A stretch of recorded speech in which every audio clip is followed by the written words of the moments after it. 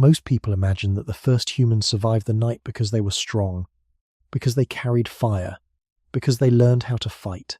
But for most of human history, none of those things could fully protect them once darkness covered the land. A sleeping human is slow, half-blind, and easy to kill. The cold truth is that our ancestors did not survive the night by becoming fearless. They survived because they accepted fear as a permanent part of being alive.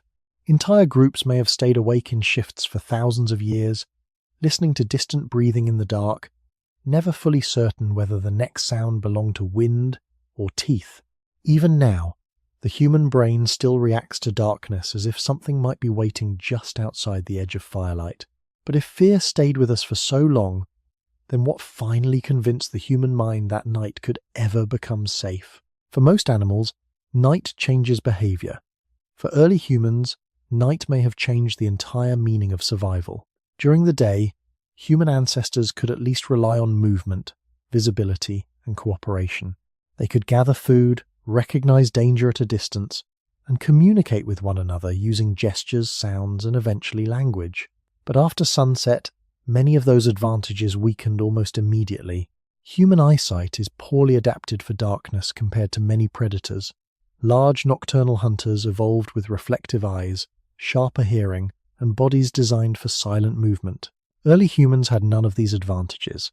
In many prehistoric environments, darkness did not simply reduce visibility. It shifted control of the landscape toward creatures better designed to move through it.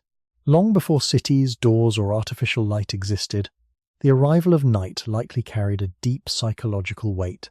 Researchers who study human evolution often point out that modern humans still show strong emotional responses to darkness, sudden nighttime sounds, and unseen movement. Even small noises can interrupt sleep more easily in unfamiliar environments. Some scientists believe these reactions may be connected to survival pressures repeated across thousands of generations. A brain that ignored danger too easily during the night may not have survived long enough to pass on its caution. This does not mean early humans spent every night in panic. Fear in prehistoric life was probably quieter and more practical than modern people imagine.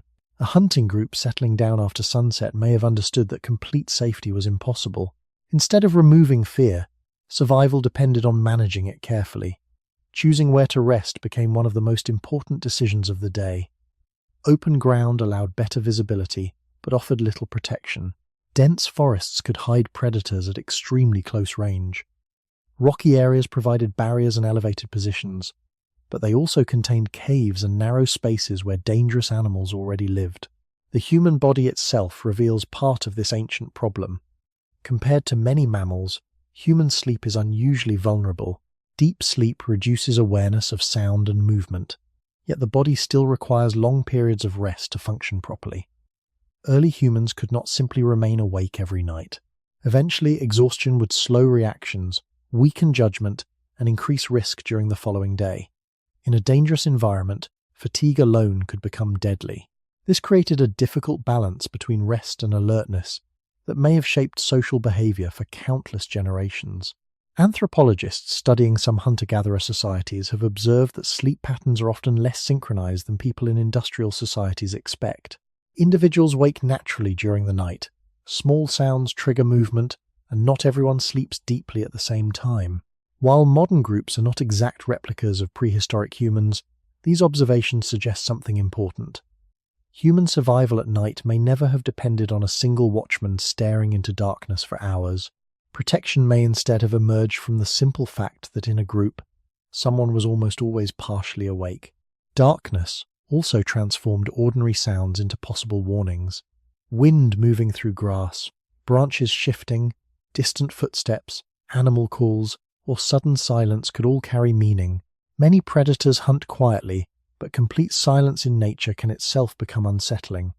Early humans likely learned to pay attention, not only to obvious danger, but to changes in normal nighttime patterns. Survival often depended less on fighting and more on noticing subtle signs before an attack occurred. What makes this especially unsettling is that humans remained physically vulnerable for an enormous portion of their history. Stone tools improved slowly, reliable shelters were rare, fire was not always available or easy to maintain. For thousands upon thousands of years, human beings entered darkness knowing they were not the strongest creatures nearby. Yet they continued sleeping beneath open skies, beside fading embers, listening to sounds they could not fully identify, and waking again before sunrise. In daylight, humans appear capable and intelligent. The modern world is built around skills that favor the human brain: planning, communication, tool use, and long-term cooperation. But in prehistoric darkness, many of those advantages became slower and less reliable. A predator did not need to outthink a sleeping human. It only needed to reach one unnoticed. For much of early human history, nighttime survival depended on avoiding situations where predators could approach too closely before being detected. Large carnivores occupied many of the same regions as early humans. In Ice Age, Europe, cave lions, hyenas, wolves, and bears competed across overlapping territory. In Africa, leopards and lions were already highly efficient nocturnal hunters long before humans developed permanent settlements. Evidence from fossil sites suggests that humans were sometimes hunters, sometimes scavengers, and at other times prey themselves. Marks found on ancient bones indicate that predators occasionally fed on human remains, though archaeologists must study such evidence carefully to avoid exaggeration. Still, the broader reality is difficult to ignore. Early humans did not exist above the food chain in the way modern people often imagine. Night intensified this imbalance. Human beings are naturally upright walkers with relatively poor night vision. Compared to many predators, humans detect motion less effectively in low light, produce more noise while moving, and require longer periods of vulnerable sleep. Even the human sense of smell is weak compared to many nocturnal animals. Darkness reduced the usefulness of the human body while increasing the strengths of creatures adapted for hunting after sunset. This may explain why early humans became deeply dependent on group living. A lone individual resting at night would have faced extraordinary risk. In contrast, groups created layers of awareness. One person shifting in sleep could disturb another. A child crying could wake nearby adults. Sudden movement among resting companions could spread alertness quickly through the group. Protection did not always require direct combat. Often, the goal may simply have been to avoid surprise long enough to escape or scare an animal away. Some anthropologists believe this pressure helped shape the social structure of early human communities. Sleeping close together may have provided warmth, but it also created security through shared attention. Even modern humans often feel less anxious sleeping near trusted others. The feeling may not be entirely cultural. It could reflect a very old survival strategy rooted in prehistoric nights where isolation meant danger. The landscape itself also changed character after sunset. During the day, open grasslands allowed humans to see approaching animals from a distance. At night, the same open land could become terrifyingly uncertain. Moonlight might help visibility slightly, but clouds, weather, or thick vegetation could reduce sight almost completely. Early humans probably learned to memorize terrain carefully before darkness arrived. The location of rocks, trees, water, escape routes, and animal paths could become critically important once visibility disappeared. Predators, meanwhile, were already adapted to these conditions. Many nocturnal hunters rely less on direct vision and more on hearing, smell, patience, and stealth. A stalking cat does not need to move quickly when approaching prey. Slow, controlled movement can be nearly silent. In darkness, humans may have depended heavily on indirect clues: breathing, rustling grass, distant calls, or the sudden alarm sounds of other animals nearby.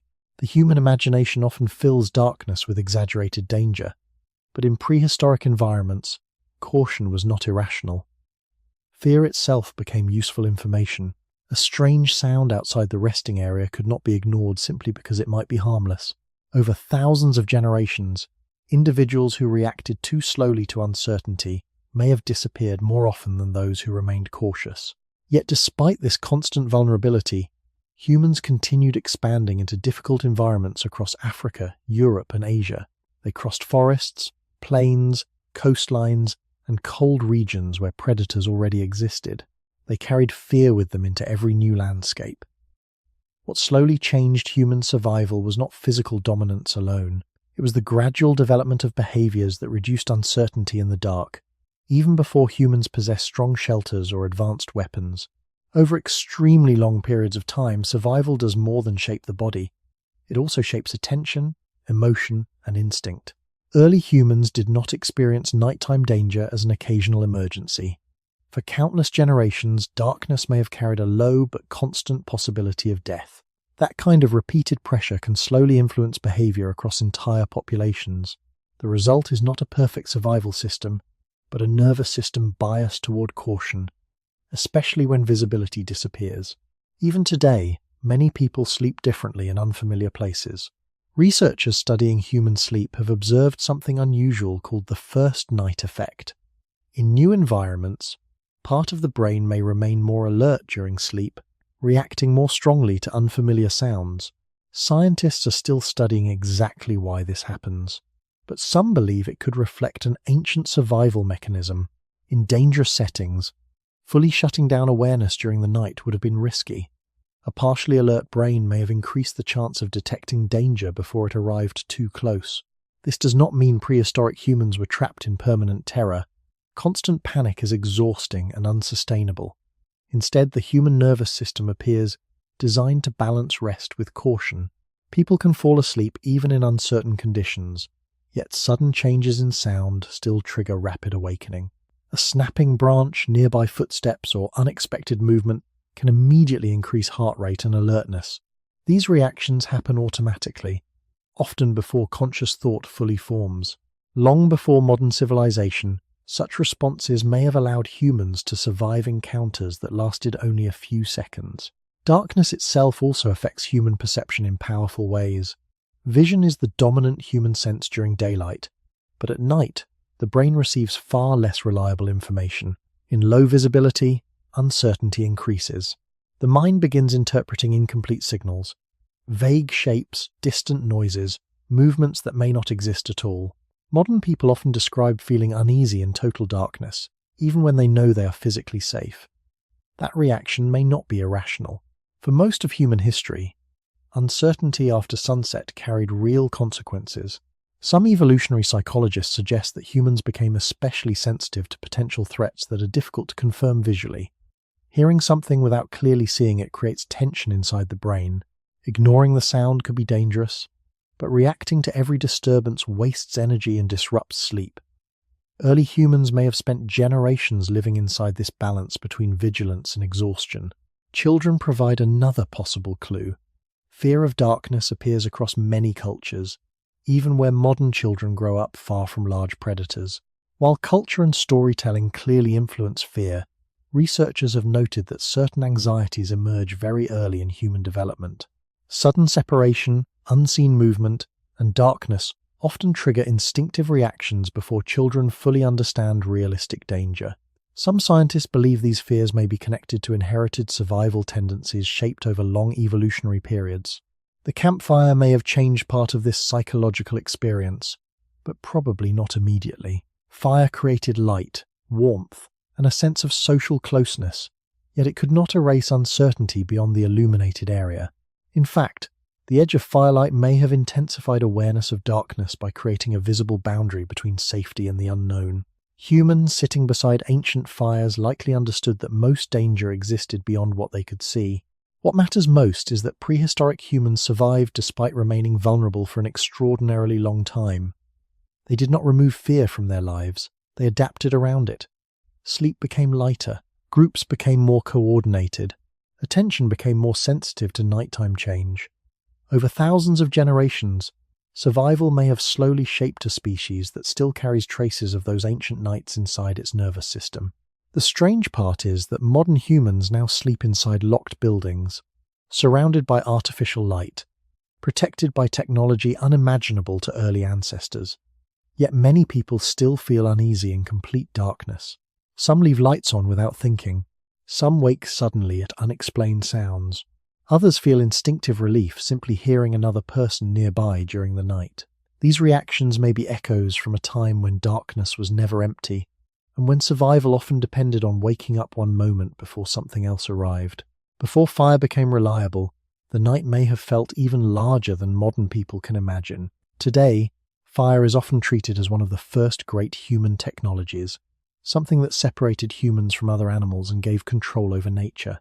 But the earliest relationship between humans and fire was probably uncertain, inconsistent and fragile. Archaeologists continue debating exactly when human ancestors first controlled fire regularly. Evidence exists for early use of natural fire hundreds of thousands of years ago, but dependable fire-making came much later. For enormous stretches of prehistoric time, humans may have depended on naturally occurring flames started by lightning strikes, wildfires, or volcanic activity. Keeping a fire alive could have been more important than creating one. Without dependable fire, survival at night relied heavily on geography. Early humans likely spent much of each day thinking ahead toward darkness. A location that appeared useful during daylight could become dangerous after sunset. The search for food and water mattered, but so did the search for temporary safety. In many environments, choosing where to sleep may have determined whether a group survived until morning. Elevation was one possible advantage. Higher ground improved visibility and reduced the chances of being surprised by approaching animals. Rocky ledges or slopes could limit the directions from which predators could attack. But elevated areas also brought exposure to cold wind and harsh weather. Dense forests provided concealment, yet concealment worked both ways. Humans hidden among trees might also fail to notice predators moving nearby. Open plains allowed longer sightlines during the day, but once darkness arrived, visibility collapsed almost completely. Some researchers believe early humans may have preferred locations with natural barriers that reduced surprise attacks. Thorny vegetation, narrow entrances, steep terrain, or shallow shelters could provide small defensive advantages without requiring advanced construction. These protections were imperfect, but prehistoric survival often depended on reducing risk rather than eliminating it. The absence of reliable fire also changed human behavior after sunset. Modern people often continue activity long into the night because artificial light extends the usable day. Early humans without stable firelight may have entered periods of relative inactivity soon after darkness arrived. Movement at night increased the risk of injury, disorientation, or encounters with predators. Remaining close together in familiar terrain may have been safer than traveling through darkness.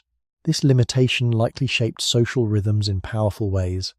Daylight became the primary time for gathering food, tool-making, and movement across territory. Night became a period of reduced visibility and heightened caution. The human circadian rhythm, strongly tied to light and darkness, may have reinforced these patterns over long periods of evolution. Even with careful planning, no sleeping place was truly secure. Predators were already adapted to finding vulnerable prey. Large cats could move silently through vegetation. Hyenas possessed powerful senses of smell and often scavenged near other animals. Snakes, insects, and smaller predators created additional dangers depending on the environment. In colder regions, exposure itself threatened survival. Humans resting outdoors had to manage not only predators, but temperature, weather, and exhaustion at the same time. One of the most unsettling realities is that early humans may not always have known exactly what hunted nearby. Darkness conceals identity as much as movement. A distant sound could belong to wind, prey animals, or a predator approaching slowly through brush. This uncertainty may explain why early humans became highly sensitive to environmental signals. Alarm calls from birds or mammals could provide indirect warnings. Sudden silence among insects or animals might indicate disturbance nearby. The natural world became a network of clues that humans learned to interpret carefully. Archaeological evidence also suggests that early humans reused favorable locations repeatedly. Certain rock shelters and protected areas show signs of long-term occupation across generations. This pattern implies that safe resting locations were valuable and remembered. Knowledge about where to sleep may have become part of cultural memory, passed through observation long before written language existed. What protected humans during these early nights was rarely strength alone. More often, survival depended on attention, cooperation, familiarity with terrain, and cautious decision-making before darkness fully arrived. Long before walls or permanent villages existed, prehistoric humans were already learning a difficult lesson. The safest night was often the one prepared for hours earlier. For early humans, a sleeping place was never just a place to rest. It was a calculation of danger. Every evening may have required decisions about visibility, temperature, escape routes, nearby water, animal movement, and the possibility of unseen predators already occupying the area. Modern people often think of sleep as a private biological need, but in prehistoric life, sleep was also a strategic activity tied directly to survival. One important factor was predictability.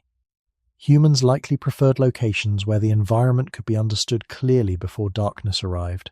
A familiar area allowed people to memorize pathways, obstacles, and nearby terrain while there was still daylight. If danger appeared during the night, knowing where to run may have mattered more than fighting. In unfamiliar territory, even a short panic in darkness could lead to injury, separation from the group, or movement toward greater danger. Water sources created another difficult balance. Rivers, lakes, and watering holes attracted animals constantly. These locations offered hydration and often easier access to prey animals for hunting. Yet the same places also drew predators. Lions, leopards, wolves, crocodiles, and scavengers frequently moved along predictable animal routes. Sleeping too close to water increased exposure to dangerous encounters, especially at night when visibility dropped. Early humans may have learned to stay near enough for access but far enough to reduce surprise attacks. Wind direction may also have influenced where groups settled for the night. Many predators rely heavily on scent. A campsite positioned downwind from animal trails could accidentally expose human presence over large distances. While researchers cannot fully reconstruct these decisions, hunter-gatherer knowledge in more recent periods shows deep awareness of wind, animal movement, and environmental signals. Such awareness likely has very old roots. Ground conditions mattered as well. Thick grass could conceal snakes or insects. Soft earth might reveal tracks from dangerous animals nearby. Rocky ground reduced some hidden threats, but created discomfort and cold exposure. In wet climates, poor sleeping locations increased the risk of illness and exhaustion. Survival depended on balancing many small dangers at once, rather than solving one single problem. Some anthropologists believe early humans may have developed routines around preparing resting areas before sunset. Clearing vegetation, arranging sleeping positions, or placing materials around the edge of the resting space could help reduce risk slightly. These actions were simple, but repeated behavior across generations can become deeply embedded cultural habits. What appears ordinary today may once have been essential knowledge learned through painful experience. Children likely influence sleeping arrangements too. Human children remain dependent for unusually long periods compared to many mammals. Their vulnerability may have encouraged tighter group sleeping patterns and increased nighttime coordination among adults. A group caring for infants could not afford complete disorder after dark. Crying, movement, or sickness during the night required immediate response because noise itself might attract attention from predators or scavengers nearby. The elderly and injured also shaped group behavior. Prehistoric humans who survived into older age carried environmental knowledge valuable to the group, but reduced mobility created additional challenges during sudden nighttime danger. Archaeological evidence suggests that some early human communities cared for injured individuals long enough for healing to occur. This implies cooperation strong enough to support members who could not always flee quickly.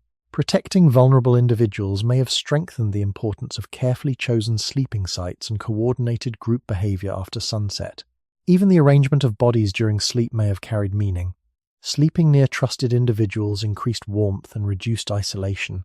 Individuals positioned near outer edges of the group may have faced greater exposure to disturbance or danger. Over time, social bonds and survival patterns likely became closely connected during the night. What protected early humans was often not a single invention, but layers of small advantages combined together.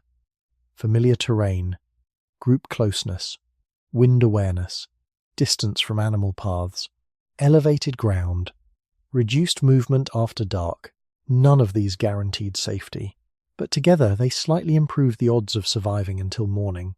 This slow accumulation of protective habits reveals something important about prehistoric life.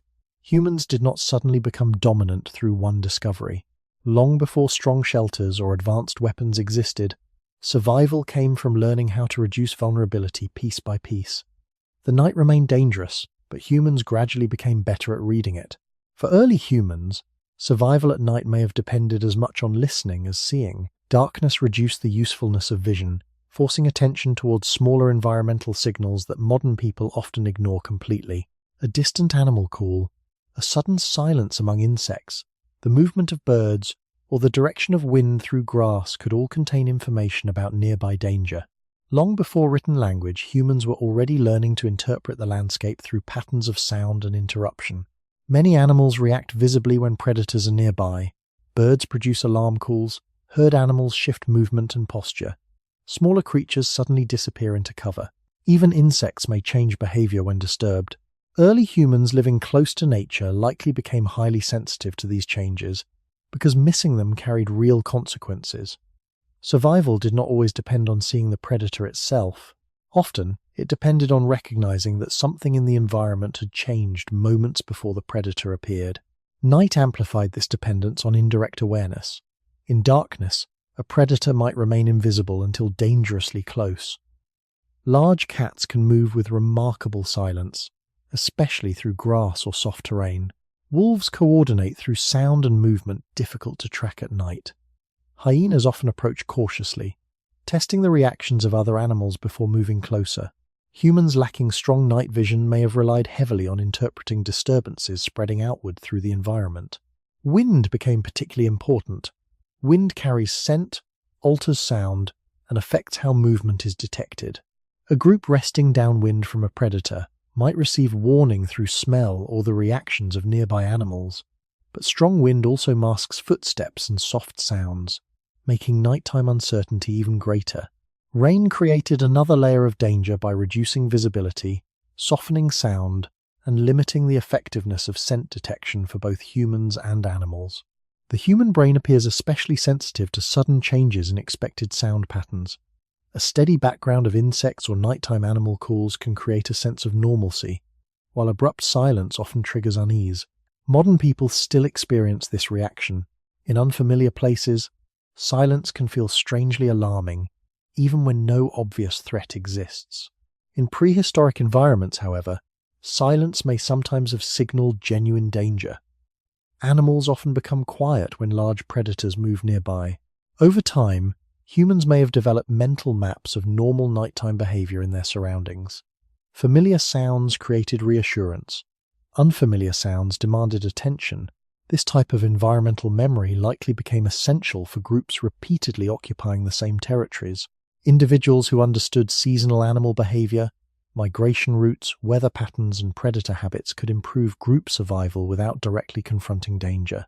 Moonlight also influenced nighttime awareness. A bright moon increased visibility but could expose human movement more clearly.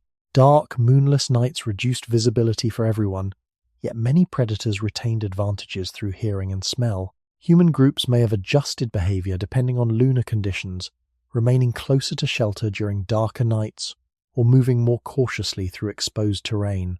One of the most remarkable aspects of human survival is that people learned to gather meaning from uncertainty itself.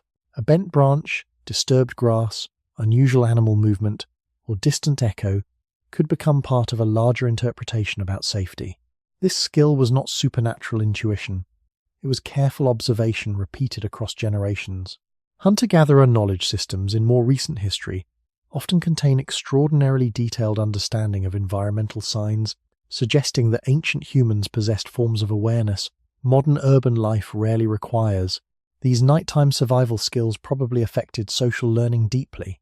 Children growing up in prehistoric groups would not simply memorize rules. They would gradually learn which sounds mattered, which areas felt unsafe after dark, and how experienced adults reacted to subtle disturbances.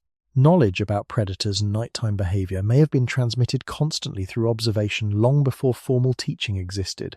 Yet even with all this awareness, uncertainty never disappeared completely. Humans could reduce risk, but they could not fully control the dark. A predator only needed one successful approach. Weather could erase warning signs. Exhaustion could dull attention. Fear remained part of survival, because the environment itself remained unpredictable. Perhaps this is why darkness still affects the human mind so strongly. Modern people often imagine fear as weakness, but for early humans, fear may have functioned more like an alarm system refined over thousands of generations. The night trained humans to pay attention not only to what could be seen, but to what could only be sensed indirectly through the changing behavior of the world around them. For early humans, sleeping alone may have been one of the most dangerous things a person could do. Modern societies often associate sleep with privacy and separation, But prehistoric survival likely pushed humans in the opposite direction. The night favored cooperation. A single sleeping individual could easily miss approaching danger. A group, however, created overlapping layers of awareness that no one person could maintain alone. Human beings are unusually social compared to many mammals, and some researchers believe nighttime vulnerability played an important role in strengthening that social dependence. During the day, individuals could separate temporarily to gather food or explore nearby terrain. After sunset, separation became far riskier. Darkness reduced visibility, weakened communication, and increased the chance of surprise encounters with predators. Staying close together improved survival not because humans became physically stronger as a group, but because groups reduced uncertainty. A sleeping group produces constant low-level activity even during rest. Someone shifts position, someone coughs quietly, a child stirs, another person briefly wakes and listens before falling asleep again. This pattern creates a kind of shared vigilance without requiring full wakefulness from everyone at once. Anthropologists studying some modern hunter-gatherer communities have noticed that complete simultaneous sleep is surprisingly rare.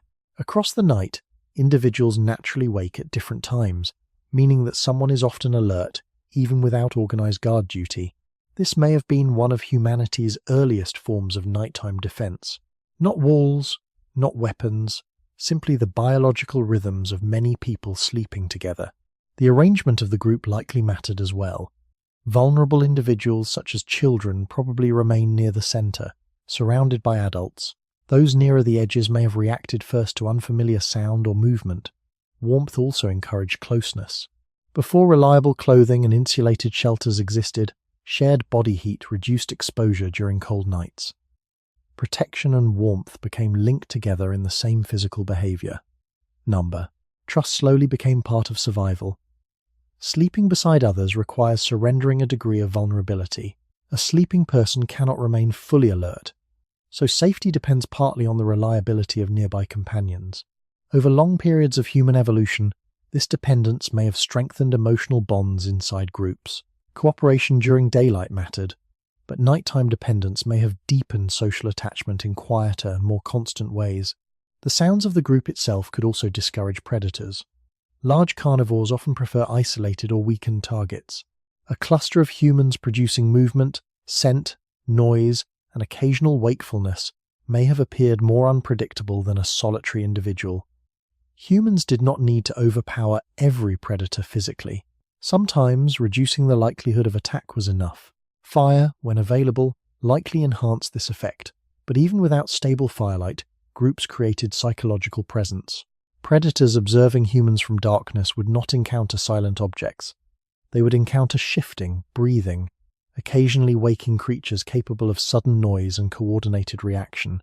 Many predators rely heavily on surprise. A group reduced the chances of achieving it cleanly. Nighttime cooperation may even have influenced the development of communication. Quiet vocal signals, touch, gesture, and attention to movement inside the group could help coordinate responses without creating excessive noise.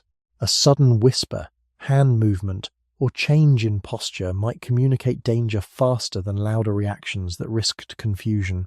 Yet group sleeping also brought problems. More people created more scent and noise. Children could cry unexpectedly.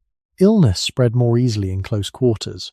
Competition for safer sleeping positions may have caused tension inside communities. Prehistoric life was rarely ideal or harmonious. Cooperation existed because it improved survival, not because danger disappeared. What remains striking is how deeply humans still carry traces of this ancient behavior. Many people sleep more comfortably hearing another person nearby. Total isolation at night often increases anxiety even in secure modern environments. Hotels, unfamiliar houses, and empty buildings can produce subtle unease despite objective safety. The human nervous system may still respond as though complete nighttime isolation carries risk. For early humans, the group became more than a social unit. It became a living protective system. Shared awareness, shared warmth, and shared fear allowed humans to survive nights that no individual could safely manage alone. Long before civilization created physical security, survival in darkness depended on something far older and quieter: the simple presence of other human beings nearby. One of the quietest survival systems in human history may have operated while people were asleep. Early humans likely could not afford long periods when every member of the group became deeply unconscious at the same time. In dangerous environments filled with predators, complete inactivity created opportunity for attack. Yet the human body still required regular sleep to survive. This problem may have shaped the unusual way humans rest even today.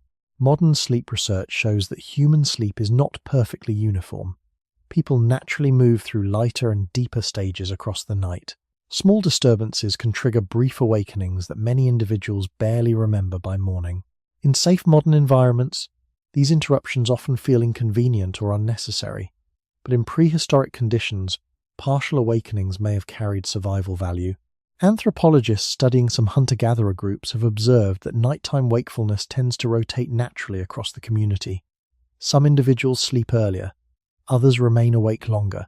Some wake during the middle of the night, while others continue sleeping. The result is that there are often very few moments when everyone is asleep simultaneously. Researchers sometimes describe this as a sentinel-like pattern, though it may not have required formal planning.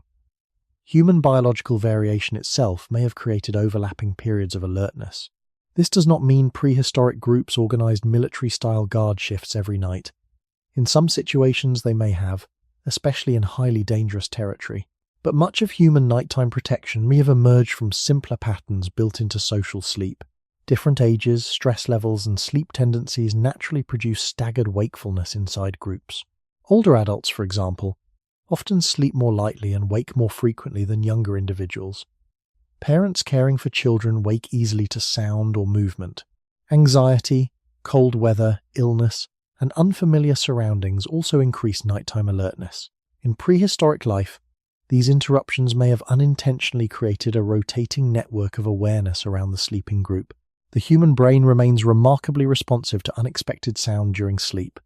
A familiar noise may fade into the background, but an unfamiliar sound can trigger immediate alertness. This selectivity is important. Constantly reacting to every minor disturbance would destroy rest entirely. Instead, the brain appears tuned to detect changes from expected patterns. A sudden footstep, snapping branch, or unusual animal call could rapidly pull someone toward wakefulness even from light sleep. Some scientists believe this balance between sleep and vigilance reflects long evolutionary pressure. Humans needed enough rest to function during the day, yet environments remained too dangerous for complete sensory shutdown. The result may be a nervous system designed to remain partially connected to surrounding activity even during sleep. Firelight may have influenced these patterns as well. A fading fire required occasional attention to maintain. Embers had to be protected, fuel adjusted, and smoke managed. Someone already awake might feed the fire while others rested. Over time, these small nighttime tasks could blend naturally into periods of partial watchfulness without requiring strict organization. Weather added further complexity. Cold nights likely increased movement and wakefulness. Rain, wind, or distant animal sounds could repeatedly interrupt sleep across the group. Prehistoric rest was probably fragmented, compared to the controlled indoor sleep environments many modern people experience today. This may help explain why some people still wake unexpectedly during the night without clear reason. In modern life, uninterrupted sleep is often treated as the ideal standard. Yet human sleep may never have evolved for perfect uninterrupted unconsciousness in completely silent environments. The ancient human brain expected uncertainty after dark. There is also something emotionally revealing about this system. Early humans survived not because each individual remained constantly strong, but because weakness could be temporarily shared across the group. One person slept while another remained partly alert. Then the pattern shifted naturally through the night. Protection emerged from cooperation woven directly into ordinary biological rhythms. For thousands of generations, human beings likely fell asleep knowing that someone nearby might wake before danger arrived. In darkness filled with sounds they could not fully identify, this shared awareness may have been one of the few protections separating survival from vulnerability. For early humans, safety may never have felt complete. Modern people often think of fear as a temporary emotion triggered by unusual danger, but prehistoric life may have produced something quieter and more constant. The night did not always bring immediate attack, yet it repeatedly reminded humans that vulnerability could return at any moment. Over thousands of generations, this may have shaped not only behavior, but the emotional architecture of the human mind itself. A sleeping prehistoric group likely existed in a delicate psychological balance. Too much fear would prevent proper rest and weaken survival during the following day. Too little fear could allow danger to approach unnoticed. Humans, therefore, may have evolved not toward fearlessness, but toward controlled vigilance, the ability to rest while remaining sensitive to disturbance. Even today, complete silence and isolation during the night can produce discomfort in many people. A person sleeping alone in an unfamiliar building may feel uneasy despite understanding rationally that no predator waits outside. A sudden, unexplained sound instantly changes breathing, heart rate, and attention. The body reacts before conscious reasoning fully begins. These responses often feel primitive because, in some ways, they are. Researchers studying anxiety and threat detection have noted that the human brain prioritizes uncertain danger very strongly. Ambiguous movement in darkness can feel more alarming than clearly visible harmless objects. The brain tends to assume caution first because, across evolutionary history, underestimating danger carried higher cost than overreacting occasionally. This may explain why nighttime imagination becomes unusually active. In darkness, incomplete sensory information forces the brain to predict what might exist beyond visibility. Shapes become uncertain. Sounds seem larger. Attention narrows toward possible threat. Early humans living in predator-filled environments may have experienced this constantly. The human mind learned to prepare for unseen possibility because unseen possibility sometimes became real. Group sleeping reduced some of this pressure, but it did not erase it. Even within the safety of companions, prehistoric humans still depended on environmental awareness. Fires could fade. Weather could change suddenly. Predators might test the edge of the group quietly before approaching further. Children could wander or cry unexpectedly. Sleep itself became something humans entered carefully rather than completely surrendering to. This long history may still shape what humans associate with comfort today. Warmth, soft repetitive sound, dim light, familiar voices, and nearby human presence all tend to calm the nervous system. In contrast, darkness, silence, isolation, and unfamiliar environments often increase alertness. These emotional reactions are deeply ancient. Long before modern homes existed, the human brain was already learning which conditions lowered risk during the night. Dreams may even connect loosely to this prehistoric vulnerability. Scientists still debate the exact purpose of dreaming, but some theories suggest dreams help simulate danger or rehearse responses to threatening situations. Many common nightmares involve pursuit, hiding, falling, or helplessness. These themes appear repeatedly across cultures and historical periods. While dreams are complex and not fully understood, it is difficult to ignore how often human fear returns to situations involving exposure and loss of control. What makes the story of early humans remarkable is that survival continued despite all this uncertainty. People still formed families, cared for children, shared knowledge, and slept beneath open skies for generation after generation. Fear did not stop human life from continuing. Instead, humans slowly built social systems that allowed fear to become manageable. In many ways, prehistoric survival depended less on removing danger than on reducing loneliness inside danger.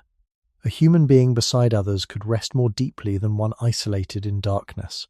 Shared awareness distributed fear across the group. Someone listened while someone else slept. Someone woke while others rested. Protection became emotional as much as physical. Modern civilization has changed human life with extraordinary speed. Electric light, secure buildings, and controlled indoor environments are extremely recent compared to the immense length of prehistoric time. Yet the nervous system inside the human body still carries older expectations. Deep in the night, when the world grows quiet and visibility fades, traces of those ancient conditions may still remain beneath conscious thought, waiting silently in the background of the human mind. Few discoveries changed human life more deeply than fire. Modern people often imagine fire as the moment humans finally defeated the darkness, a powerful tool that pushed predators away and transformed weak primates into dominant survivors. But the real relationship between humans and fire was probably far more uncertain in the beginning. Fire brought protection, yet it also created new risks. It reduced fear in some ways while increasing vulnerability in others. The earliest evidence for controlled fire remains difficult to interpret with complete certainty.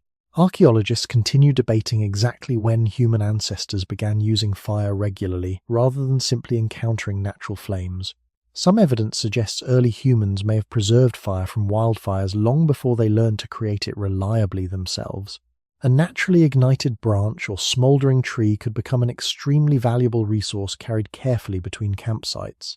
In that sense, early fire may have been less a permanent technology and more a fragile opportunity that humans struggled to maintain.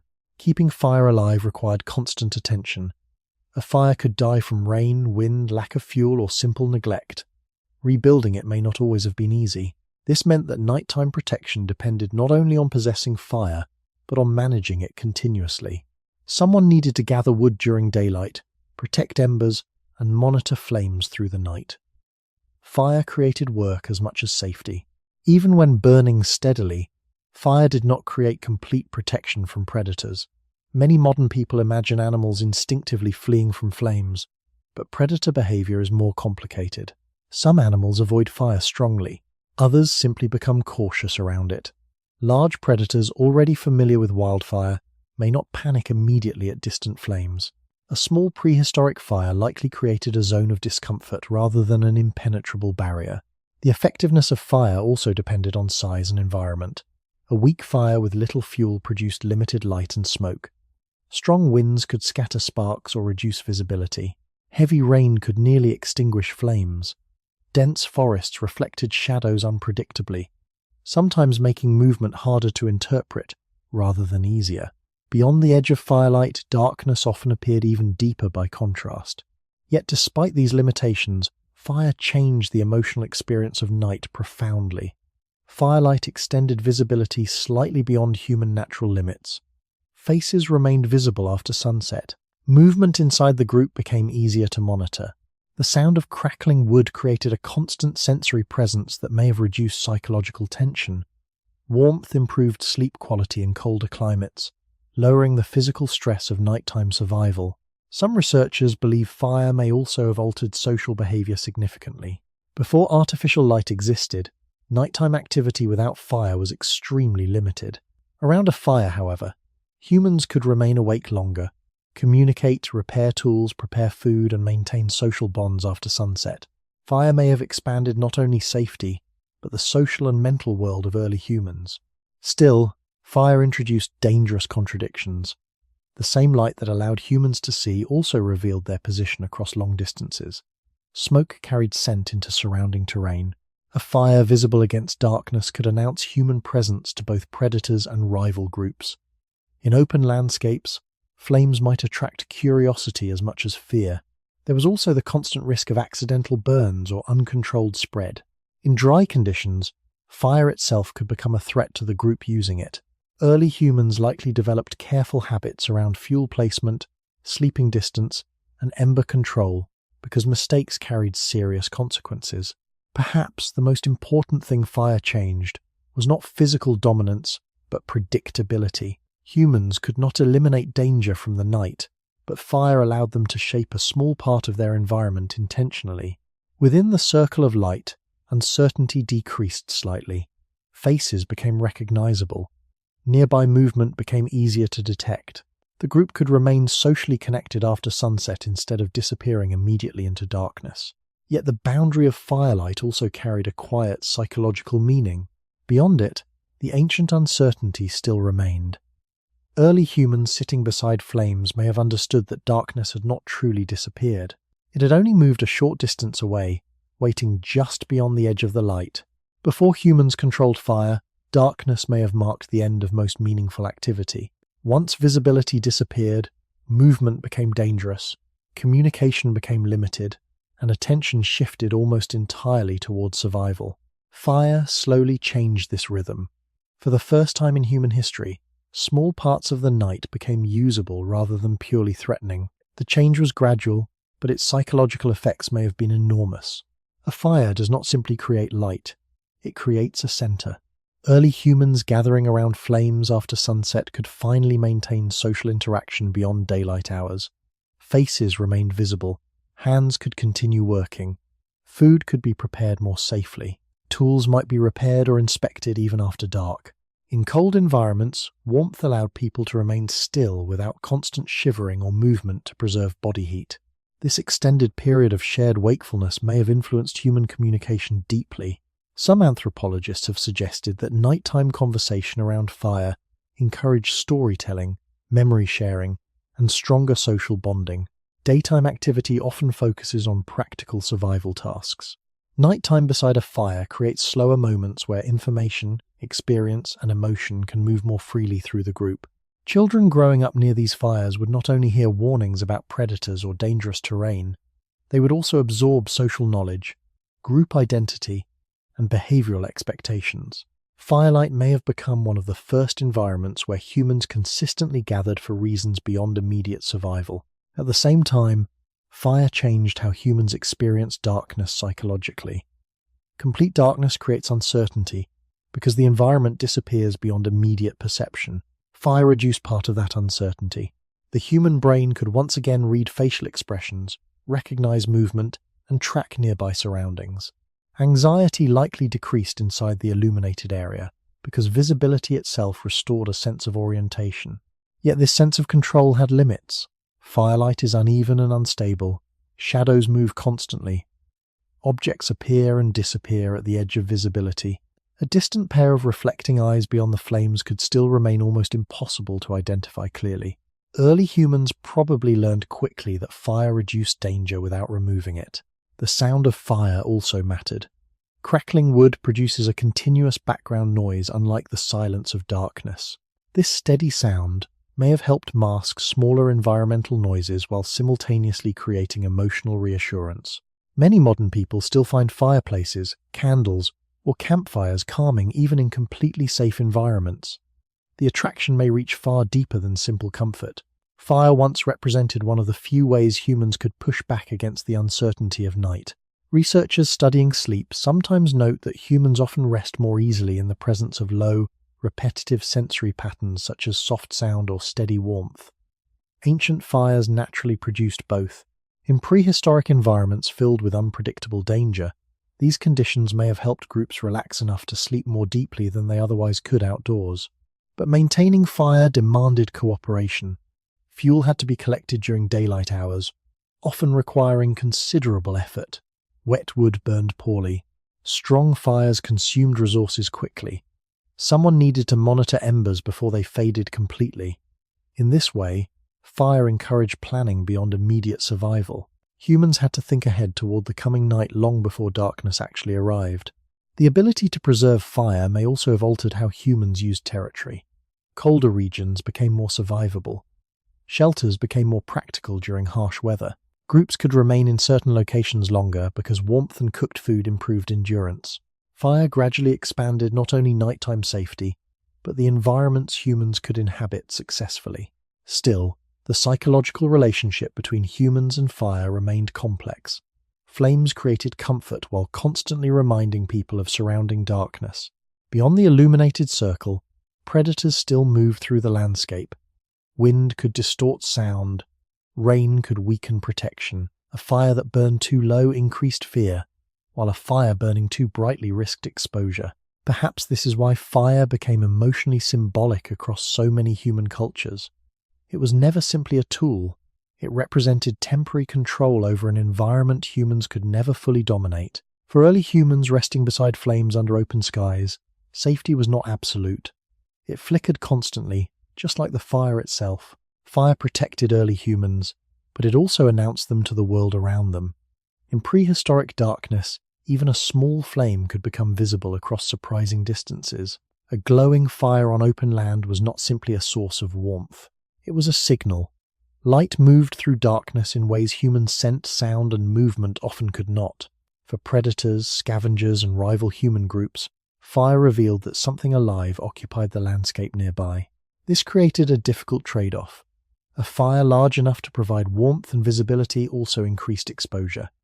A smaller fire reduced detection but weakened protection.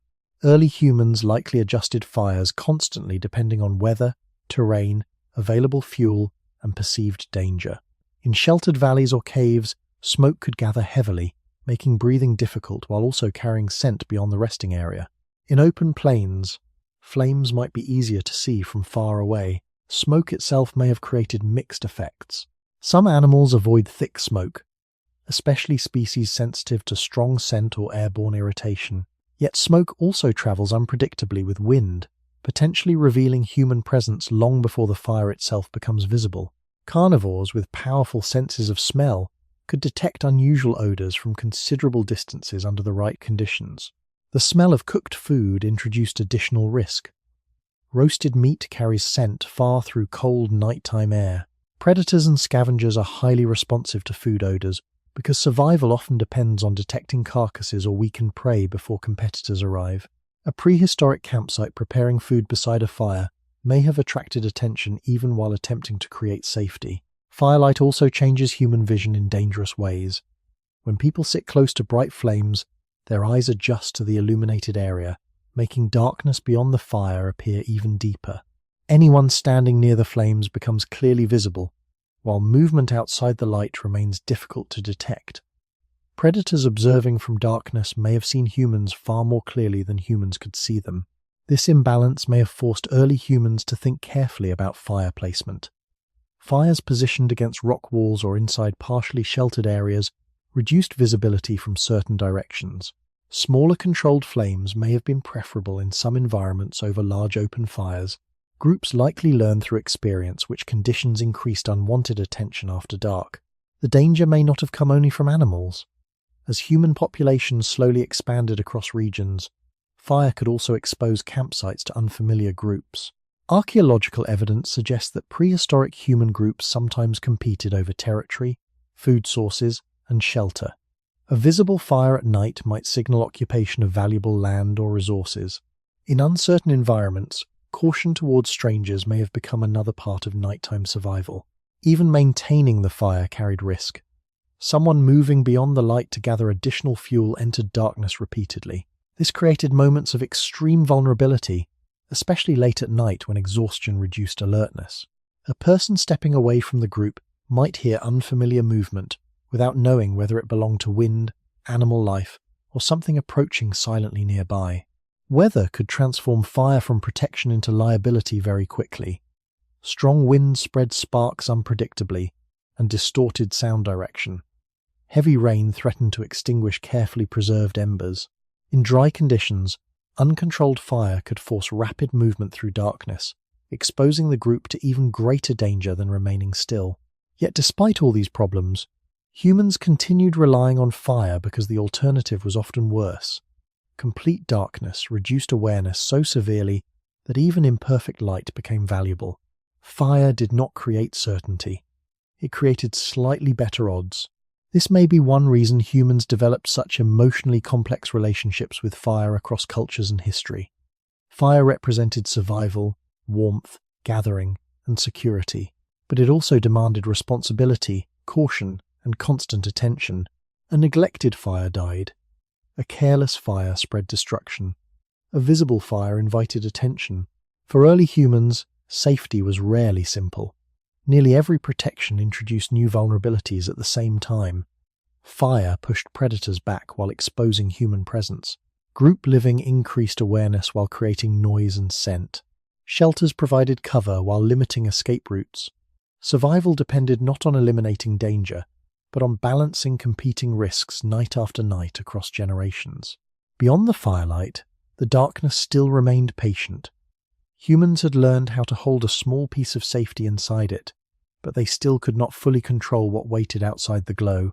For much of prehistoric history, humans did not live apart from large predators. They lived among them. The landscapes early humans crossed were already occupied by powerful carnivores that had spent millions of years evolving for hunting efficiency.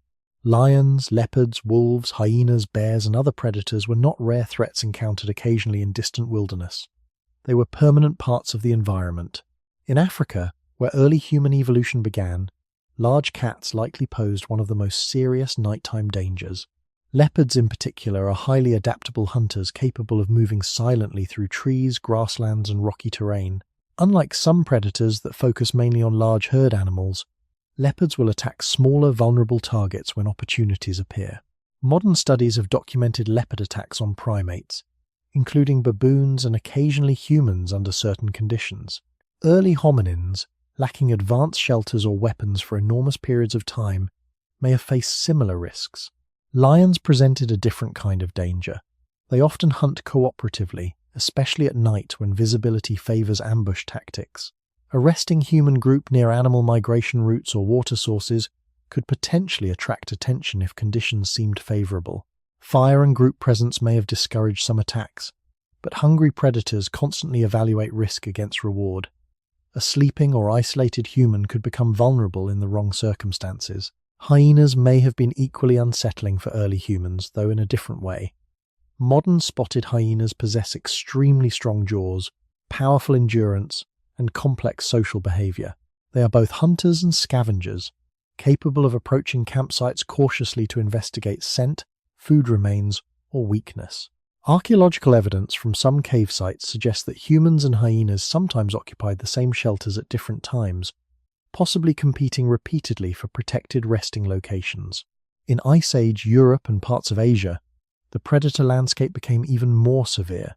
Cave lions, cave hyenas, wolves, and large bears shared territory with human populations moving through harsh climates. Cave bears could occupy the same rock shelters humans desired for warmth and protection. Entering a cave did not guarantee safety if another powerful animal already considered it home. This challenges a common modern image of prehistoric life. People often imagine caves as natural human houses waiting to be occupied. In reality, caves were valuable to many species.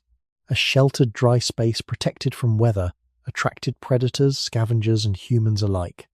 Choosing to sleep inside, one could reduce exposure in some ways, while increasing the risk of close encounters in others. Predators also understood patterns. Water sources, animal migration routes, and sheltered terrain concentrated prey activity. Human groups traveling repeatedly through the same areas may have become somewhat predictable over time. Carnivores are observant animals capable of learning movement habits and exploiting weakness. Early humans likely survived not because predators ignored them, but because humans constantly adjusted behavior to avoid appearing vulnerable. Importantly, humans were probably not primary prey for most large carnivores. Predators generally prefer targets that minimize injury risk. A coordinated human group carrying fire, making noise, and responding collectively could become difficult or dangerous to attack directly. But this did not remove danger completely. Children, injured individuals, isolated travelers, or sleeping humans may still have presented opportunities under certain conditions. Archaeologists occasionally find marks on ancient human bones consistent with carnivore feeding activity. Interpreting this evidence carefully is essential because scavenging after death can resemble predation. Still, the evidence strongly suggests that prehistoric humans sometimes occupied the role of prey or scavenged remains within ecosystems dominated by large carnivores. The psychological effect of living beside such animals for thousands of generations must have been profound. Darkness did not conceal imaginary monsters. It concealed real predators with sharper senses than humans possessed. A rustling sound beyond firelight might truly belong to something capable of killing a person quickly. Yet humans continued expanding into these dangerous regions anyway. They crossed continents filled with predators stronger, faster, and better adapted to nighttime hunting than themselves. What allowed this was not the sudden disappearance of danger, but the gradual development of strategies that reduced vulnerability little by little across generations. The prehistoric world left behind very few clear stories. Bones, tools, bite marks, and fragments of shelter are often all that remain from thousands of years of human life. Because of this, archaeologists must interpret evidence carefully and avoid dramatic conclusions unsupported by data.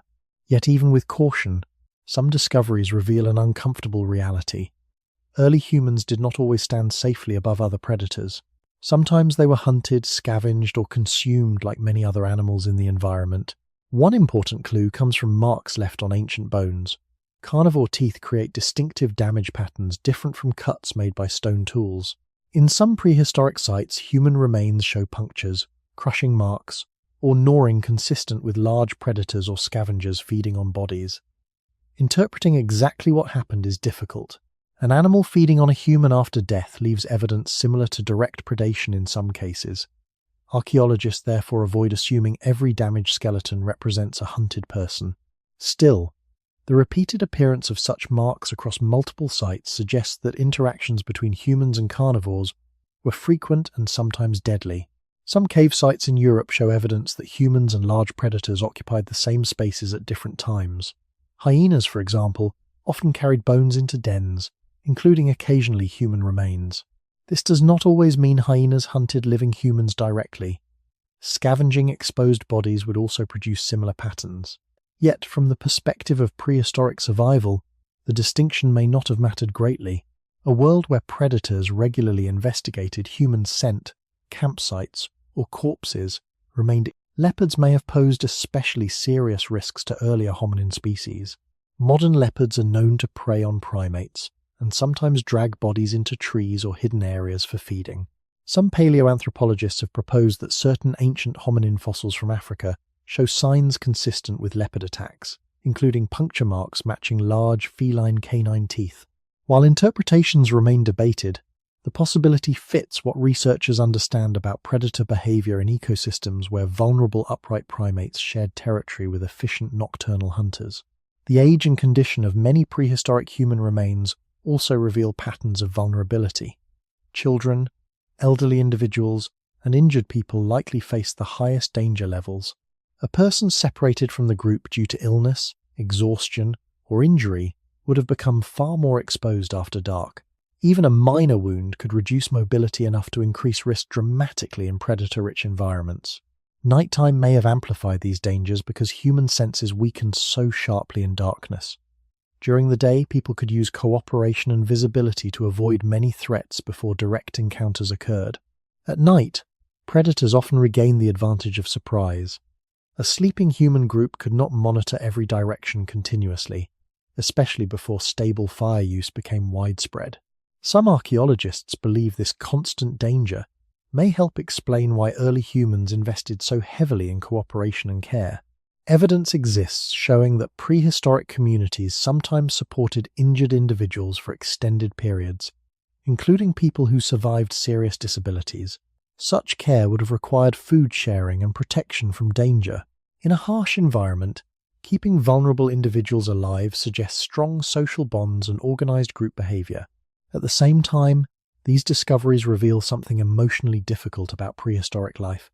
Modern people often imagine human history as a steady rise toward dominance, but for enormous stretches of time, humans occupied a much more uncertain position. They hunted animals, yet other animals also hunted them. They used tools, but they still slept exposed beneath weather, darkness, and predator movement. The evidence also reminds researchers to avoid romanticizing prehistoric existence. Nature was not automatically peaceful or balanced. Survival frequently depended on attention, cooperation, and luck. A single mistake in choosing a sleeping site or traveling after dark could carry irreversible consequences. Yet despite all this vulnerability, human groups continued surviving across vastly different environments. They adapted slowly through behavior rather than overwhelming physical strength. They learned which landscapes increased danger, which sounds signaled movement nearby, and which protective habits improved survival even slightly. Perhaps the most remarkable fact is not that predators sometimes killed humans. In ecosystems filled with faster and stronger hunters, that was expected. The remarkable fact is that humans survived long enough to spread across continents anyway, carrying the memory of those dangerous nights deep into the structure of human behavior itself. Human intelligence eventually transformed the planet, but for most of prehistory, intelligence alone could not remove physical vulnerability. Early humans remained relatively slow runners over short distances, lacked natural claws or fangs, and required long periods of sleep compared to many animals. At night, these weaknesses became even more severe. The same species capable of cooperation, planning, and tool use during daylight could become surprisingly defenseless once darkness reduced visibility and awareness. One reason humans were vulnerable is that the human body evolved for endurance and adaptability rather than immediate physical power. Humans can travel long distances, coordinate socially, and manipulate tools with precision, but large predators evolved for rapid attack. Big cats possess explosive speed, powerful jaws, and acute night vision. Wolves coordinate movement across darkness through sound and scent. Hyenas combine endurance with strong sensory awareness and crushing bite force. Against these abilities, a sleeping human without warning had little direct defense. Sleep itself created the greatest weakness. A predator attacking an alert human group during daylight faced noise, movement, resistance, and escape attempts. A predator approaching resting humans at night encountered slowed reactions, confusion, and reduced coordination.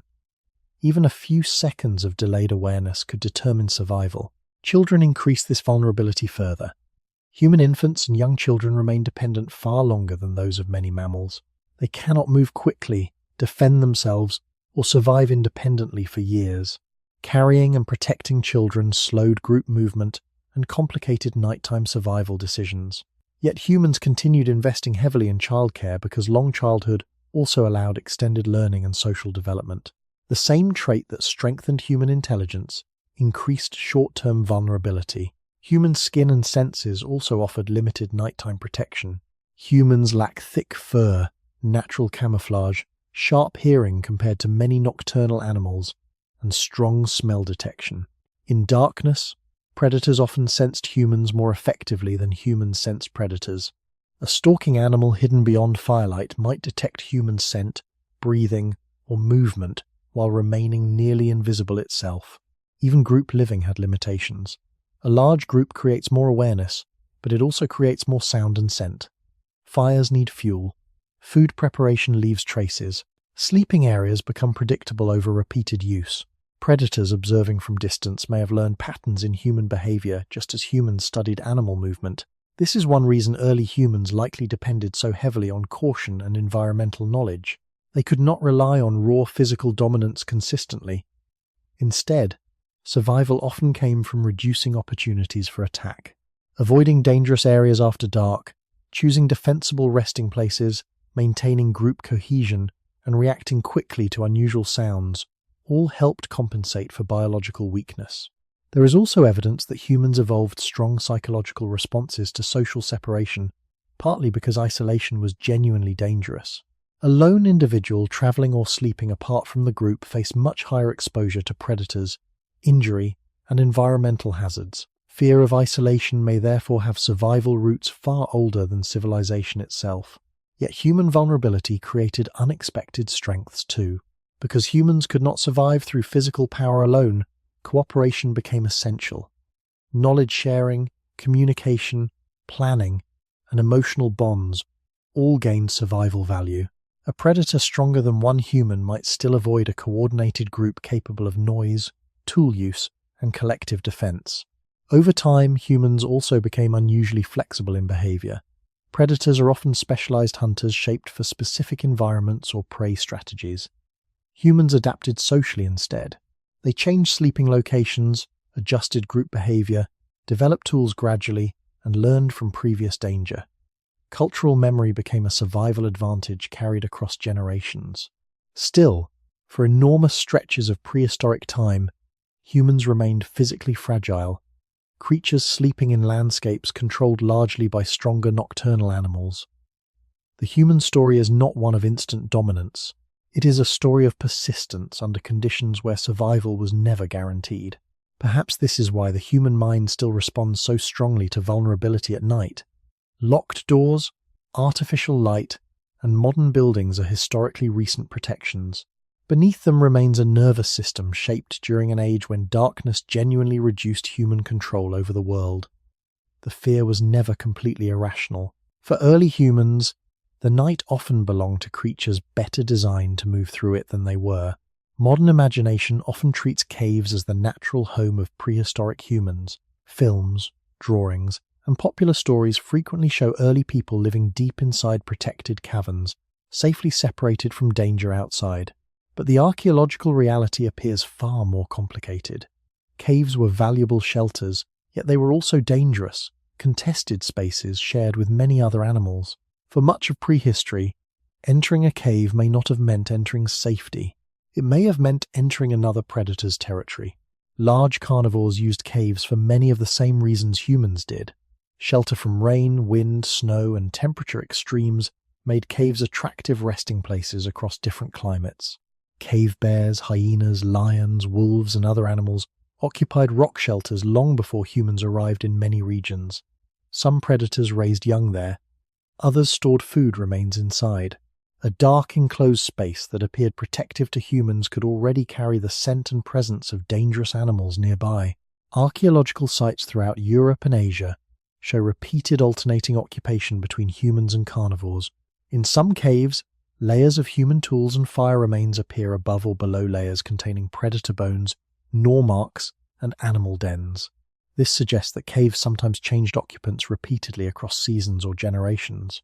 Humans were not always permanent owners of these spaces. They competed for them.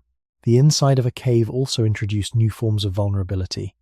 A narrow entrance reduced the number of attack directions, which could improve defense in some situations. But limited exits also created danger if a predator entered unexpectedly. Deep caves restricted visibility and trapped sound in confusing ways. Smoke from fires accumulated easily in poorly ventilated chambers, making breathing difficult and potentially forcing people closer to entrances where they remained exposed. Darkness inside caves may have felt especially unsettling. Unlike open landscapes where moonlight or stars offered some visibility, deep cave interiors removed nearly all natural light. Without fire, movement became almost impossible. Even with firelight, shadows distorted shapes along stone walls and uneven passages. Early humans likely stayed mainly near entrances, where daylight still reached partially inside. Temperature created another trade-off. Caves remained cooler and more stable than open environments, which could be life-saving during harsh winters or extreme weather. Yet dampness increased discomfort and illness risk. Water dripping through stone, poor air circulation, and accumulated waste from both humans and animals could make long-term occupation unpleasant or unhealthy. Evidence also suggests that many prehistoric humans did not live permanently in caves at all. Open-air campsites appear throughout archaeological records in Africa and other regions. Caves became especially important in colder climates, where weather exposure increased survival pressure. But even then, humans likely used many different forms of temporary shelter depending on season and environment.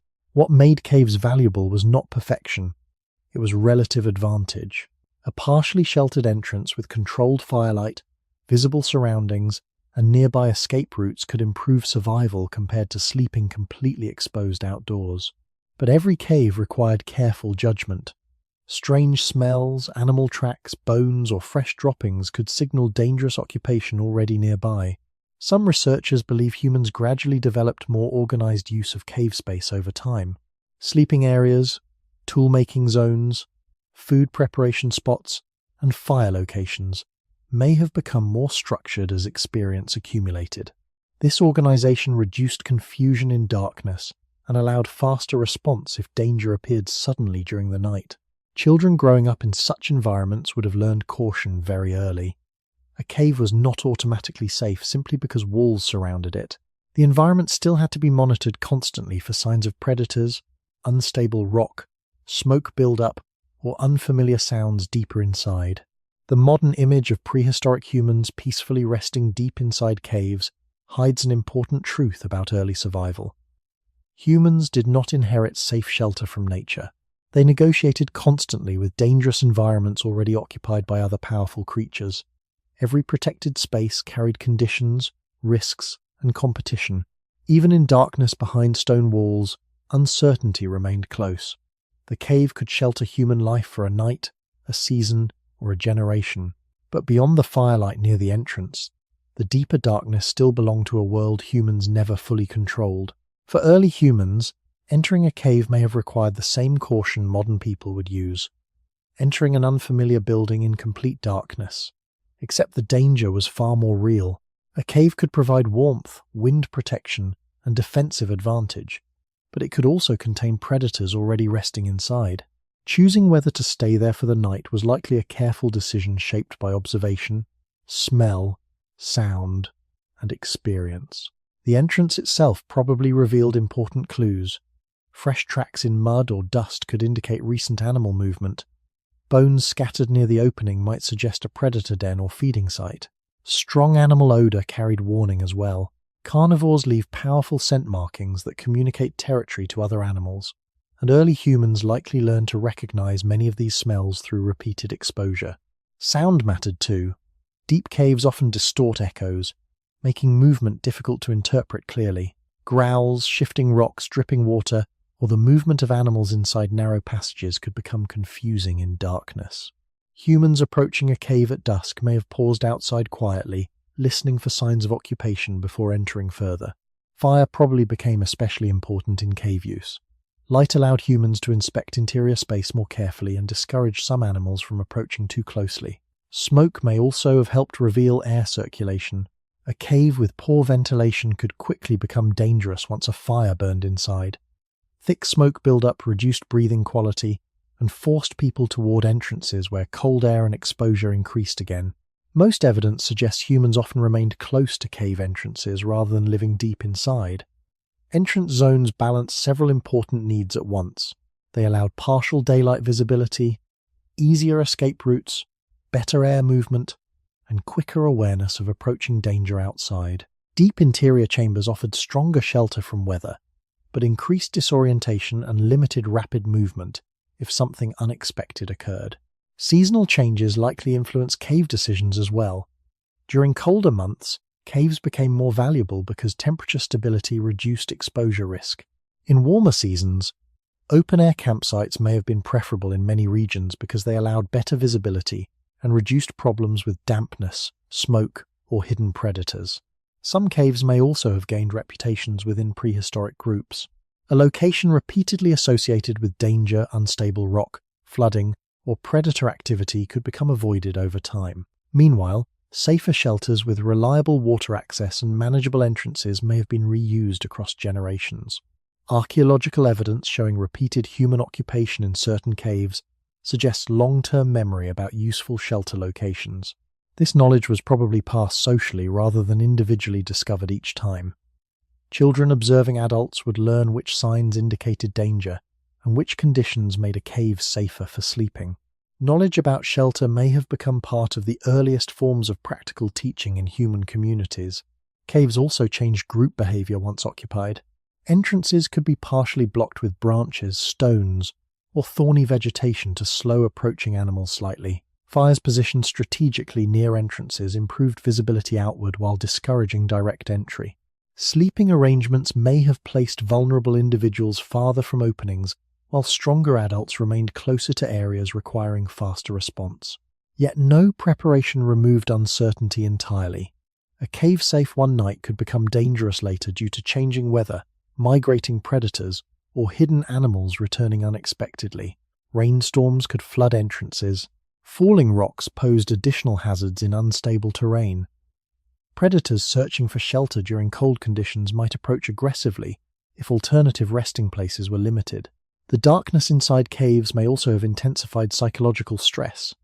Firelight reflecting across uneven stone creates moving shadows and distorted depth perception. Sounds from outside travel strangely through enclosed spaces. Early humans resting near cave entrances probably remained highly sensitive to changes in noise or movement beyond the firelight.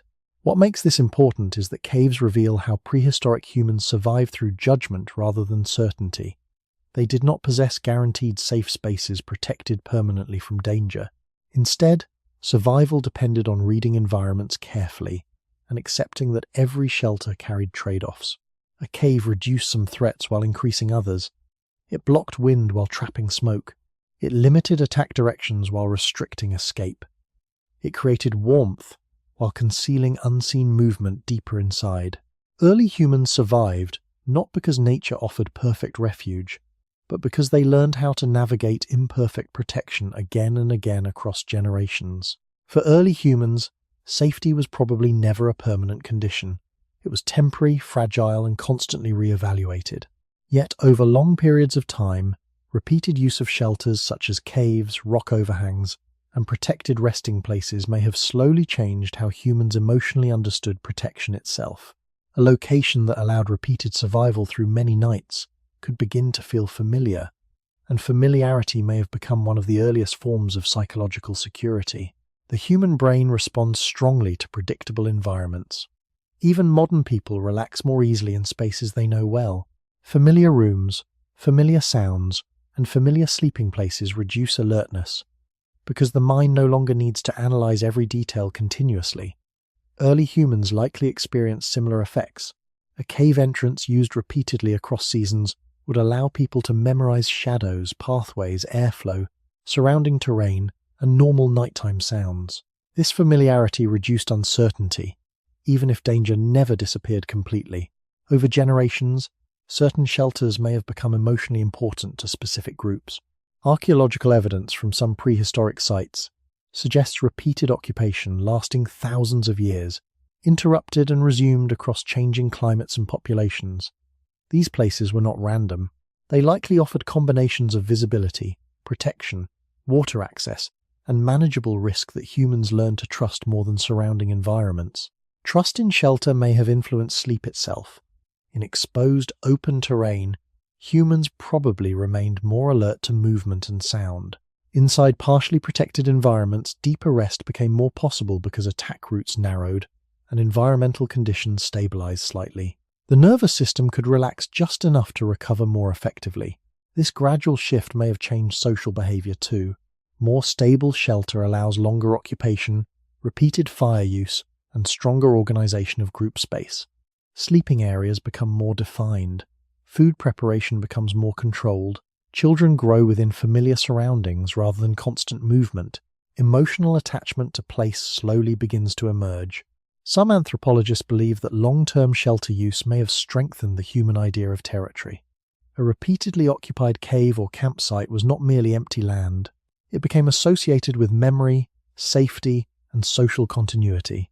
Returning to known shelter after dangerous travel may have produced a sense of relief deeply tied to survival. At the same time, prehistoric humans probably understood that safety remained conditional. A cave, secure for many nights, could still become dangerous unexpectedly. Predators might return. Rival groups could appear.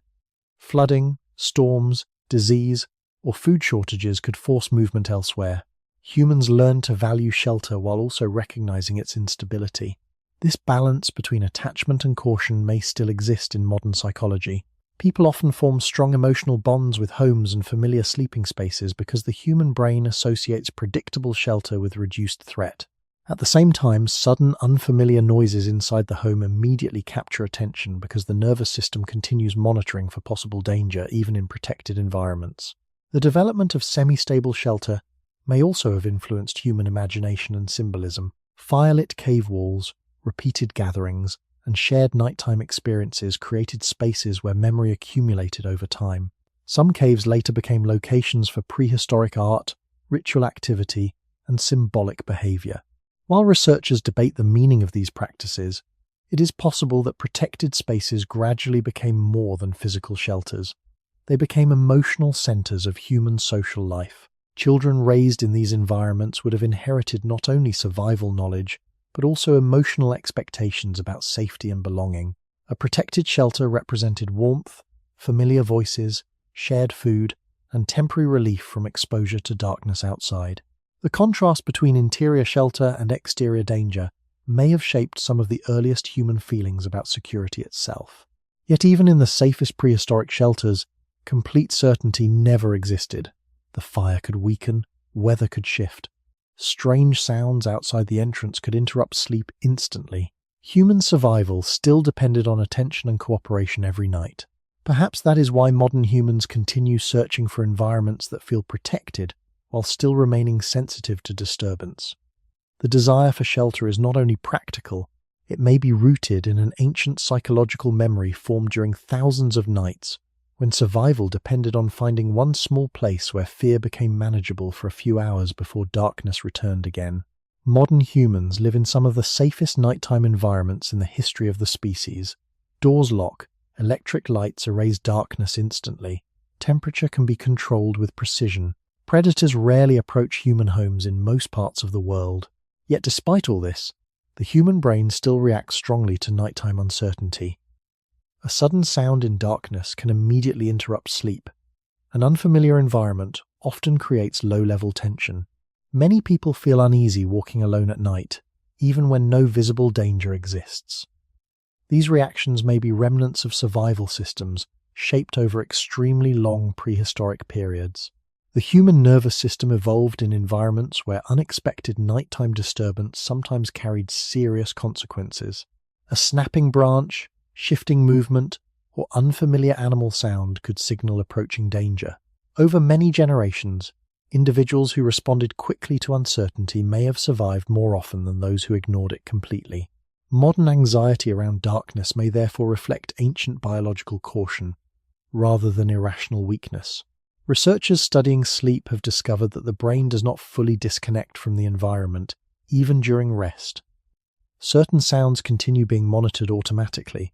Familiar background noise may be ignored, while unusual sounds trigger immediate changes in brain activity. Parents waking instantly to a child's cry while sleeping through other noises provide one example of this selective sensitivity. The sleeping brain constantly evaluates which signals might require rapid attention. One especially interesting observation comes from studies of people sleeping in unfamiliar places. During the first night in a new environment, part of the brain often remains more alert than usual. Scientists sometimes describe this as the first night effect. Sleep becomes lighter, and unusual sounds produce stronger responses. Researchers continue studying exactly why this happens, but the pattern fits a species historically exposed to nighttime danger in unfamiliar territory. Early humans entering new landscapes would have faced enormous uncertainty after dark. Unknown predators, unfamiliar terrain, hidden water sources, and strange sounds increased risk dramatically.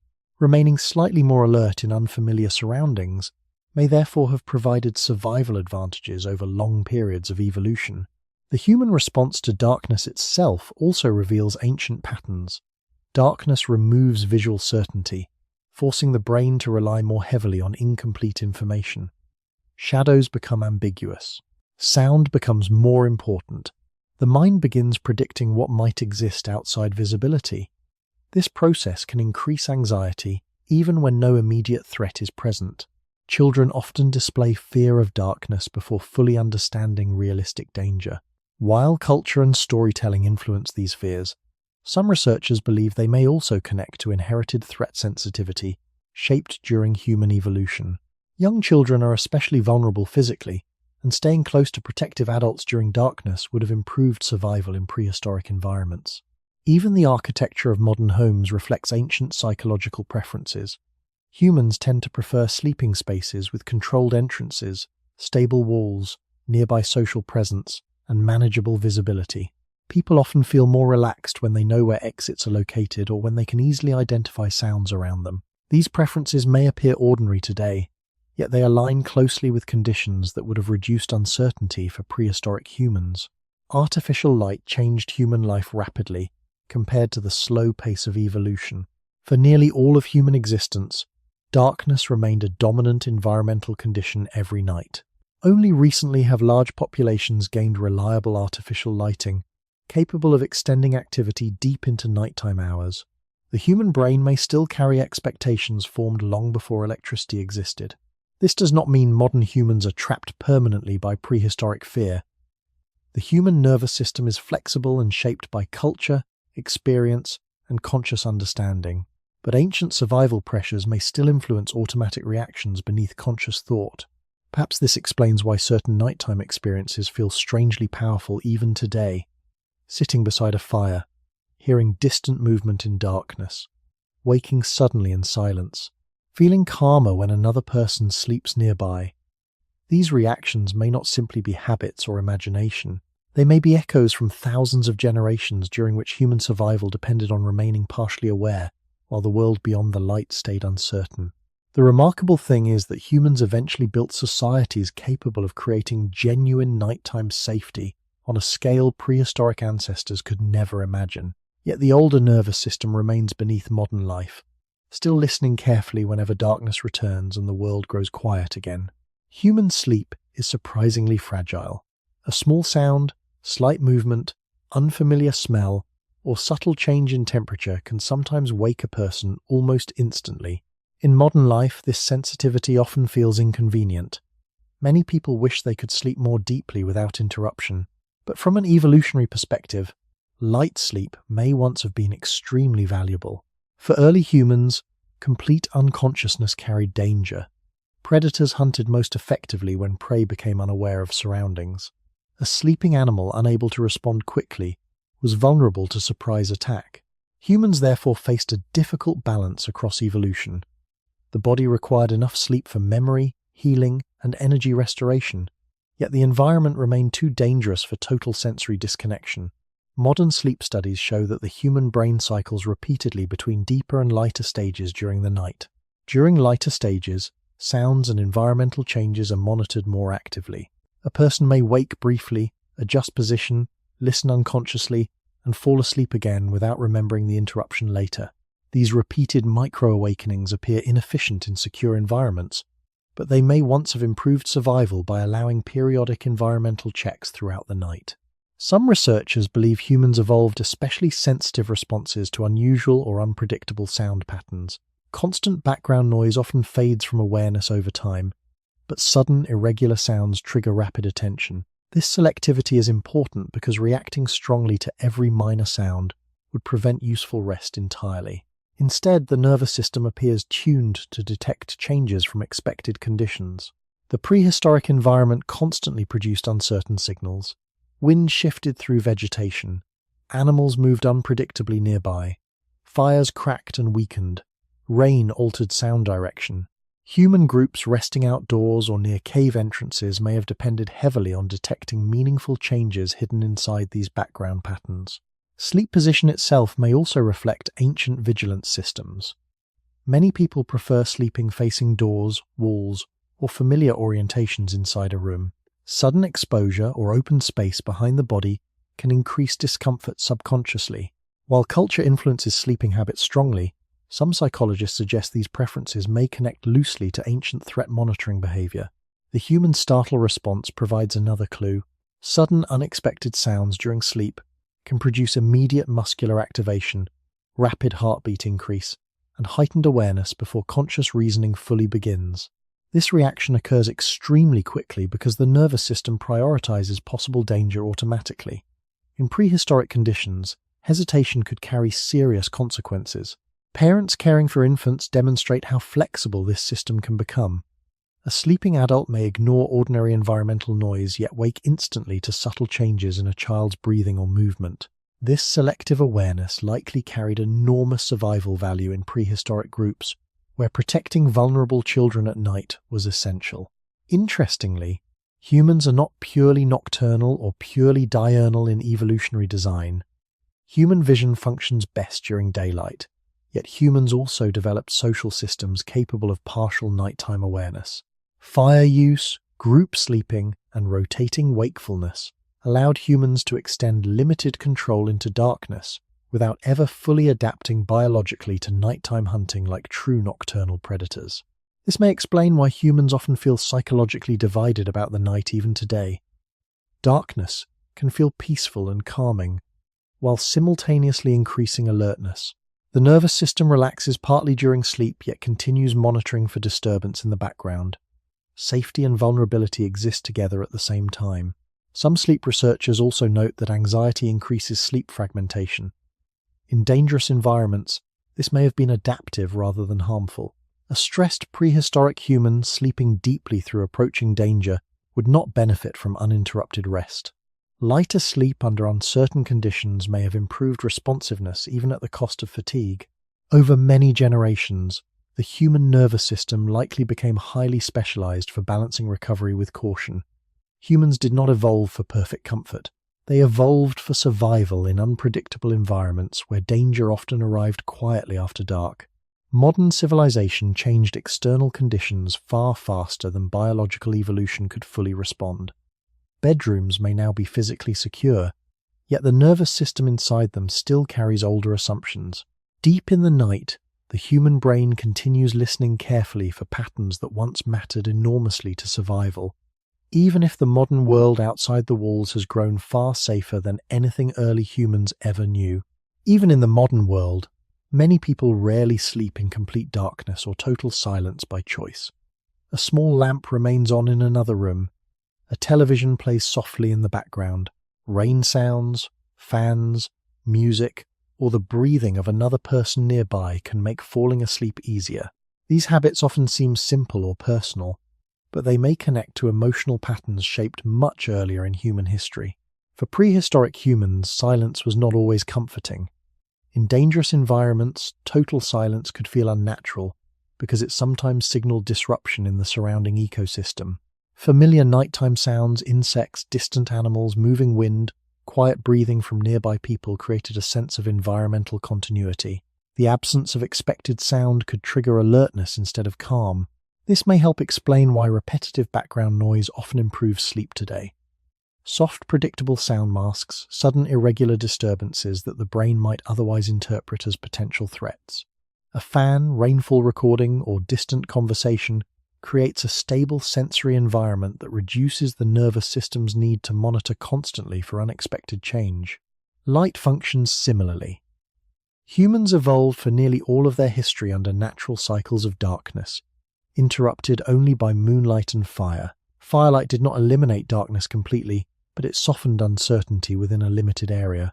Modern lamps and nightlights may unconsciously recreate part of this effect. Even weak light can reduce the feeling that visibility disappears entirely beyond the sleeping space. Children often reveal these ancient patterns clearly.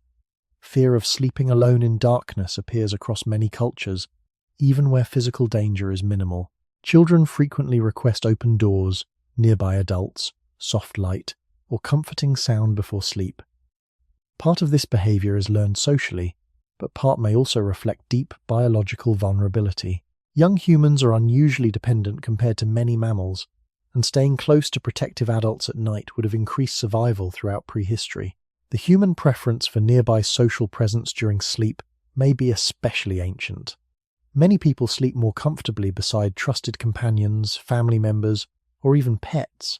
Hearing another living being nearby can reduce nighttime anxiety significantly. From an evolutionary perspective, this makes sense. For early humans, sleeping near others meant shared awareness, faster response to danger, warmth, and reduced isolation. Even modern architecture quietly reflects these instincts. Bedrooms are often placed away from exposed entrances. Homes create layered barriers between sleeping spaces and the outside world. Locks, walls, curtains, and controlled lighting all reduce uncertainty about unseen movement beyond visibility. These structures provide physical protection, but they also calm the nervous system psychologically.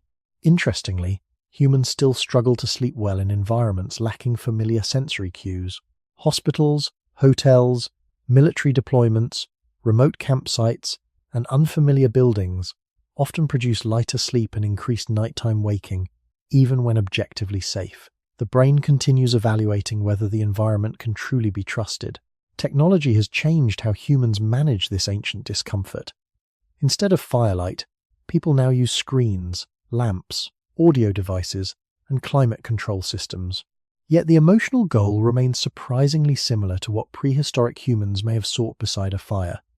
Enough predictability to allow the nervous system to relax temporarily.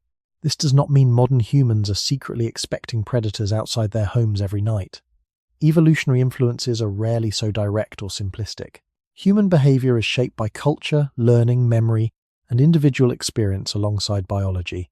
Still, ancient survival pressures may help explain why certain nighttime conditions consistently feel reassuring across very different societies. There is also something deeply human in this continued search for comfort before sleep. Throughout prehistoric history, night represented uncertainty humans could never fully control. Fire helped, groups helped, shelters helped, but complete safety remained impossible. Humans survived not by removing vulnerability entirely, but by creating small zones of reassurance inside dangerous environments. Perhaps that is why simple nighttime rituals remain emotionally powerful today. A familiar blanket, a nearby voice, a dim light in the hallway, quiet sound beyond silence. These are ordinary details of modern life, yet they may carry echoes from a much older world, where surviving the night depended partly on convincing the human mind that, for a few hours at least, the darkness outside could be endured safely enough to sleep. For most of human history, protection from the night depended on adapting to nature. Humans searched for safer ground, controlled fire carefully, slept in groups, and reused sheltered locations when possible. But eventually, something began to change. Instead of only reacting to dangerous environments, humans slowly started reshaping those environments themselves. The creation of artificial shelter marked one of the most important psychological shifts in human history. The earliest human shelters were likely temporary and simple. Branches, animal hides, wooden poles, grasses and stones may have been combined to create barriers against wind and visibility. Archaeological evidence for very ancient shelters is difficult to preserve because organic materials decay quickly, but some sites suggest humans were constructing basic windbreaks or hut-like structures hundreds of thousands of years ago. At first, these shelters probably offered only modest improvement over open sleeping areas. Rain still entered, cold still penetrated walls. Predators could still approach. Yet even imperfect barriers changed survival conditions in important ways. A structure narrowed entry points, reduced exposure to weather, and created a more controlled sleeping space. Humans were no longer relying entirely on natural formations like caves or rock overhangs. They were beginning to manufacture protection deliberately. This changed the emotional meaning of nighttime. A constructed shelter represented intention. Humans could decide where to sleep, how to arrange the interior, where to place the fire, and how to organize bodies inside the space. The environment became slightly less random and slightly more human-controlled. Small structural changes may have carried enormous psychological effects. A wall blocks wind, but it also blocks visibility from outside. A doorway limits uncertainty by reducing the number of directions from which danger can enter. A roof softens environmental noise from rain or movement overhead. These changes lower constant sensory pressure on the nervous system, allowing deeper rest. Artificial shelter also strengthens social organization. Building even simple structures requires cooperation, planning, and shared effort. Groups needed to gather materials, choose locations carefully, and maintain the shelter over time. This encouraged more stable occupation of certain areas and reinforced social bonds through collective labor. Children growing up inside repeated shelter spaces experienced a different relationship with darkness than earlier humans, sleeping fully exposed outdoors. The boundary between inside and outside became psychologically meaningful. Inside meant warmth, familiar voices, shared firelight, and reduced exposure. Outside remained uncertain, cold, and difficult to control. This distinction may have influenced human thinking deeply. Over time, shelter became more than physical protection. It became associated with belonging, identity, memory, and emotional safety. The earliest foundations of what modern humans call home may have begun forming long before agriculture or permanent villages existed. Artificial shelter also altered predator relationships. A sleeping group inside even a simple enclosure became more difficult to approach silently. Walls reduced direct visibility. Noise from approaching animals became easier to detect near entrances or barriers. Predators rely heavily on surprise, and any structure disrupting that advantage improved human survival chances. Still, these shelters remained fragile. Wood decayed. Storms damaged roofs. Fire could spread accidentally. Large predators might still test weak structures under desperate conditions. Humans had not eliminated vulnerability. They had only started organizing space in ways that reduced exposure more consistently. One important change involved nighttime predictability. A repeated shelter arrangement allowed humans to memorize their environment more fully. Sleeping positions, exits, tools, fuel storage, and protective barriers became familiar through repetition. Familiarity lowered cognitive stress because fewer unknowns required constant monitoring after dark. Archaeologists believe increasingly organized shelter use may have contributed to larger social changes later in human history. Stable resting spaces supported longer occupation of regions, stronger food storage practices, and eventually more permanent settlements. But before any of those developments, shelters first changed something quieter and more immediate: the human experience of fear at night. For the first time, humans were not simply surviving inside nature's conditions. They were beginning to build environments designed specifically to hold danger slightly farther away from where they slept. The darkness outside still existed, but the boundary between humans and the night had finally started to become something human hands could shape. As human shelters became more organized, an important psychological boundary slowly emerged between the inside world and the outside world. For earlier humans sleeping in open landscapes, the environment remained continuous. Wind, sound, temperature, darkness, and movement surrounded the body directly at all times. A constructed shelter interrupted that continuity for the first time. It separated human life from the surrounding night, even if only partially. This separation may have changed the human mind more deeply than people often realize. Inside a shelter, the body no longer needed to monitor every direction equally. Walls narrowed attention. Openings became limited and predictable. Firelight reflected against stable surfaces instead of disappearing into open darkness. The human nervous system could finally reduce part of its constant environmental scanning. The interior of a shelter gradually became something unique in nature, a human-controlled space. Objects remained where people placed them. Sleeping positions became consistent. Tools, food, and firewood could be arranged intentionally. The environment stopped changing completely every night. This predictability reduced uncertainty, and reduced uncertainty allowed deeper rest. Archaeological evidence suggests that prehistoric humans increasingly organized interior spaces carefully over time.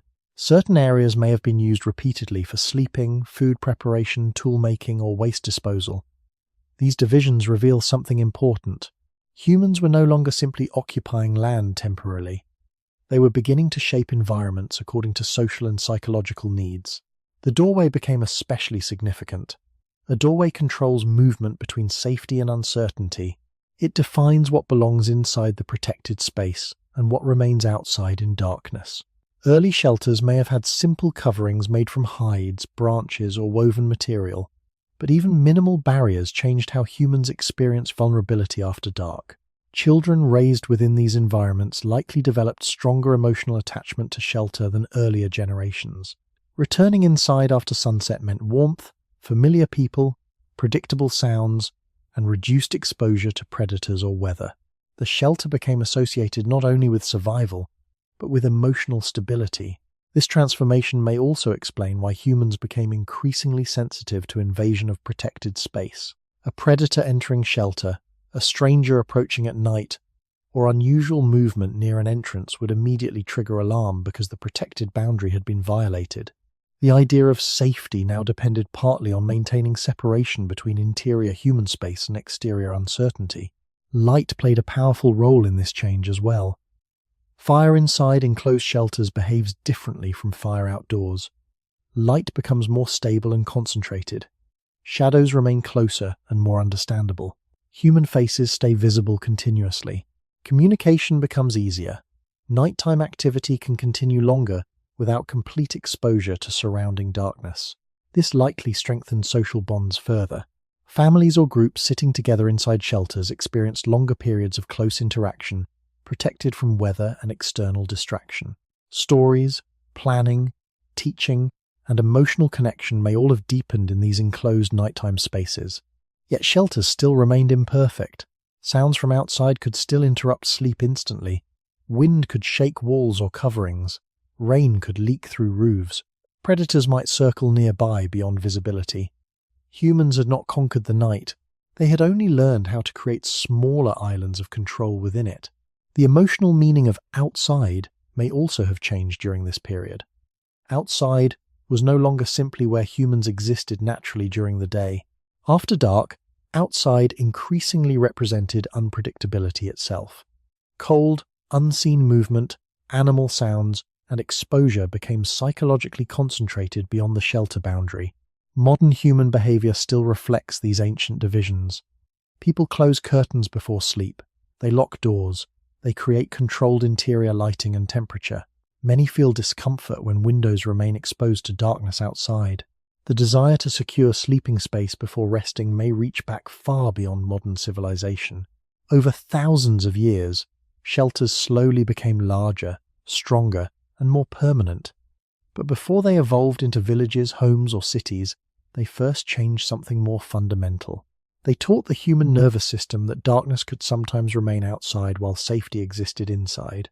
That idea may seem ordinary now, but for most of human history it would have been one of the most revolutionary feelings our species had ever experienced. For countless generations, human sleep was shaped by danger. Darkness demanded alertness, unfamiliar sounds interrupted rest, and the nervous system remained partly prepared for sudden threat even while asleep. But as shelters improved and human communities became more organized, something gradual may have begun to happen. Humans started experiencing longer periods of relative nighttime security. The change was slow and incomplete, yet it may have transformed both the body and the social mind in profound ways. When danger decreases, the nervous system changes its priorities. Energy that would otherwise remain focused on constant vigilance can shift toward recovery, memory formation, emotional regulation, and social interaction. Better sleep does not simply create physical rest. It changes how humans think, cooperate, and relate to one another. Early shelters were far from perfectly safe, but they reduced certain forms of unpredictability. Stable sleeping spaces, controlled fire use, repeated group organization, and improved barriers against weather all helped lower environmental stress slightly. Over time, humans may have been able to spend longer periods in deeper stages of sleep compared to fully exposed conditions outdoors. Deep sleep plays a critical role in physical repair and brain function. Modern neuroscience shows that memory consolidation, learning, emotional processing, and immune regulation are strongly connected to sleep quality. Prehistoric humans obviously did not understand these biological mechanisms scientifically, but communities capable of creating safer nighttime conditions may still have gained important survival advantages indirectly through improved rest. Children may have benefited especially strongly. Human childhood is unusually long because the human brain develops slowly over many years. Better sleep conditions during development likely improved learning, social bonding, and emotional stability. In dangerous environments, exhausted children struggle to absorb complex social knowledge. More secure shelter environments may therefore have strengthened cultural transmission across generations. This shift could also have influenced human relationships. When individuals are less overwhelmed by constant threat, cooperation becomes more emotionally complex. People gain more opportunity for storytelling, planning, teaching, caregiving, and symbolic thought. Social life expands beyond immediate survival. Researchers studying chronic stress in modern humans often observe that persistent threat changes behavior significantly. Sleep becomes fragmented, emotional regulation weakens, attention narrows toward immediate danger. In prehistoric conditions, reducing nighttime stress even slightly may have allowed more mental energy to move toward creativity, long-term planning, and social organization. The shelter itself gradually became part of this transformation. Inside protected spaces, humans could predict more aspects of their environment. Familiar sleeping positions, repeated routines, and stable group arrangements lowered cognitive load. The brain no longer needed to monitor every possible threat continuously at maximum intensity. Yet the transition was never complete. Even the best prehistoric shelters remained vulnerable to weather, predators, disease, conflict, and resource shortages. Human nervous systems likely stayed highly responsive to disturbance because danger still existed beyond the walls. The difference was that fear became more manageable rather than completely overwhelming. This balance between safety and alertness may still define human sleep today. Most people rest inside secure buildings, yet sudden, unfamiliar sounds can still trigger immediate awakening. The body relaxes deeply while part of the brain continues monitoring the environment quietly in the background. Modern humans live between two worlds biologically, one shaped by ancient vulnerability and another shaped by recent technological protection. As shelters improved further and permanent settlements eventually emerged, nighttime began changing from purely defensive time into social time as well. Humans could remain awake longer safely, maintain stronger family structures, and develop more organized communities. In many ways, civilization itself may depend partly on the gradual creation of environments where enough people could finally sleep without overwhelming fear every night. This may be one of the quietest turning points in human history. Not a battle, not a weapon, not a sudden invention, simply the slow creation of spaces where the human brain could lower its guard long enough for deeper forms of social life to grow. For early humans, safety never arrived all at once. It accumulated gradually across thousands of nights. A stronger shelter, a steadier fire, a more familiar sleeping place, a trusted group nearby. Piece by piece, humans began building conditions where the darkness outside no longer controlled every thought inside the sleeping mind. Modern civilization transformed the night more dramatically than any earlier change in human history. Electric light pushed darkness away from cities. Locked buildings reduced exposure to predators and weather. Communication systems allowed humans to remain connected across long distances even after sunset. In many parts of the world, people now move through the night with a level of safety prehistoric humans could never have imagined. Yet despite all these changes, the emotional power of darkness never disappeared completely. Many people still feel uneasy in unfamiliar dark places. A sudden sound in an empty house can trigger immediate alertness. Walking alone at night often changes posture, breathing, and awareness automatically. Children continue fearing darkness even when they rationally understand that no predator waits nearby. These reactions persist because biological evolution moves far more slowly than technological change. For nearly all of human existence, darkness represented uncertainty. The human brain evolved under conditions where visibility collapsed every evening and danger became harder to predict. Predators hunted more effectively after sunset. Weather became more difficult to navigate. Injury, separation, or disorientation carried greater consequences during nighttime hours. Modern civilization reduced many of these dangers extremely quickly in evolutionary terms, but the nervous system still carries older expectations beneath conscious thought. Researchers studying fear and threat detection often note that humans respond more strongly to uncertain threats than clearly visible ones. Darkness naturally increases uncertainty because the environment becomes incomplete. The brain receives less information and begins filling gaps through prediction. This process once improved survival because assuming caution toward ambiguous danger carried lower risk than ignoring it entirely. Even modern horror stories reveal these ancient patterns. Fear often centers not on what is clearly seen, but on what remains hidden beyond visibility. Strange sounds behind doors, movement outside windows, footsteps in darkness, and unseen presence all trigger strong emotional responses because they activate deep threat monitoring systems within the brain. Artificial light changed human behavior profoundly, but it did not fully retrain the nervous system. Streetlights, lamps, and screens reduce darkness physically, yet many people still prefer sleeping with doors locked, curtains closed, and controlled lighting nearby. These habits create psychological boundaries, similar to the ancient shelter boundaries early humans once depended upon. Urban environments also introduce unusual contradictions. Modern cities remain active at night with noise, movement, and artificial illumination everywhere. Yet many people still experience nighttime differently from daytime emotionally. Empty streets after dark can feel unsettling, even in relatively safe neighborhoods. Familiar environments often seem psychologically altered once visibility changes and fewer people remain nearby. The human imagination becomes more active in darkness, partly because sensory certainty decreases. During the day, clear visual information stabilizes interpretation. At night, incomplete information allows the mind to generate possibilities more freely. This may explain why nighttime anxiety, intrusive thoughts, and fear responses often intensify after sunset, even in safe environments. Sleep itself still reflects ancient compromise. Humans remain vulnerable while asleep regardless of modern technology. Locked walls and alarms reduce external danger, but the nervous system continues monitoring internally for irregular sound, movement, or environmental change.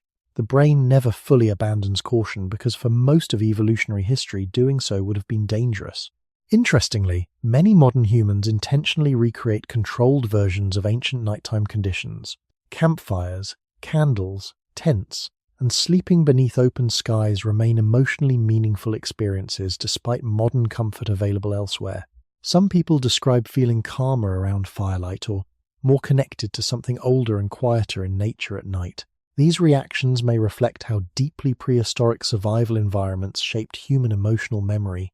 At the same time, civilization allowed humans to push back against darkness more successfully than ever before. Communities grew larger because people could sleep more securely. Knowledge expanded because nighttime no longer ended all activity completely. Human life extended further into hours once dominated by fear and uncertainty. Yet the older instincts remain beneath modern systems. The human nervous system still reacts first and reasons second when unexpected sound breaks the silence after dark. Somewhere deep inside the modern brain, the night still carries traces of the ancient world where survival depended on listening carefully to what could not yet be seen. For most of human history, darkness could not be controlled.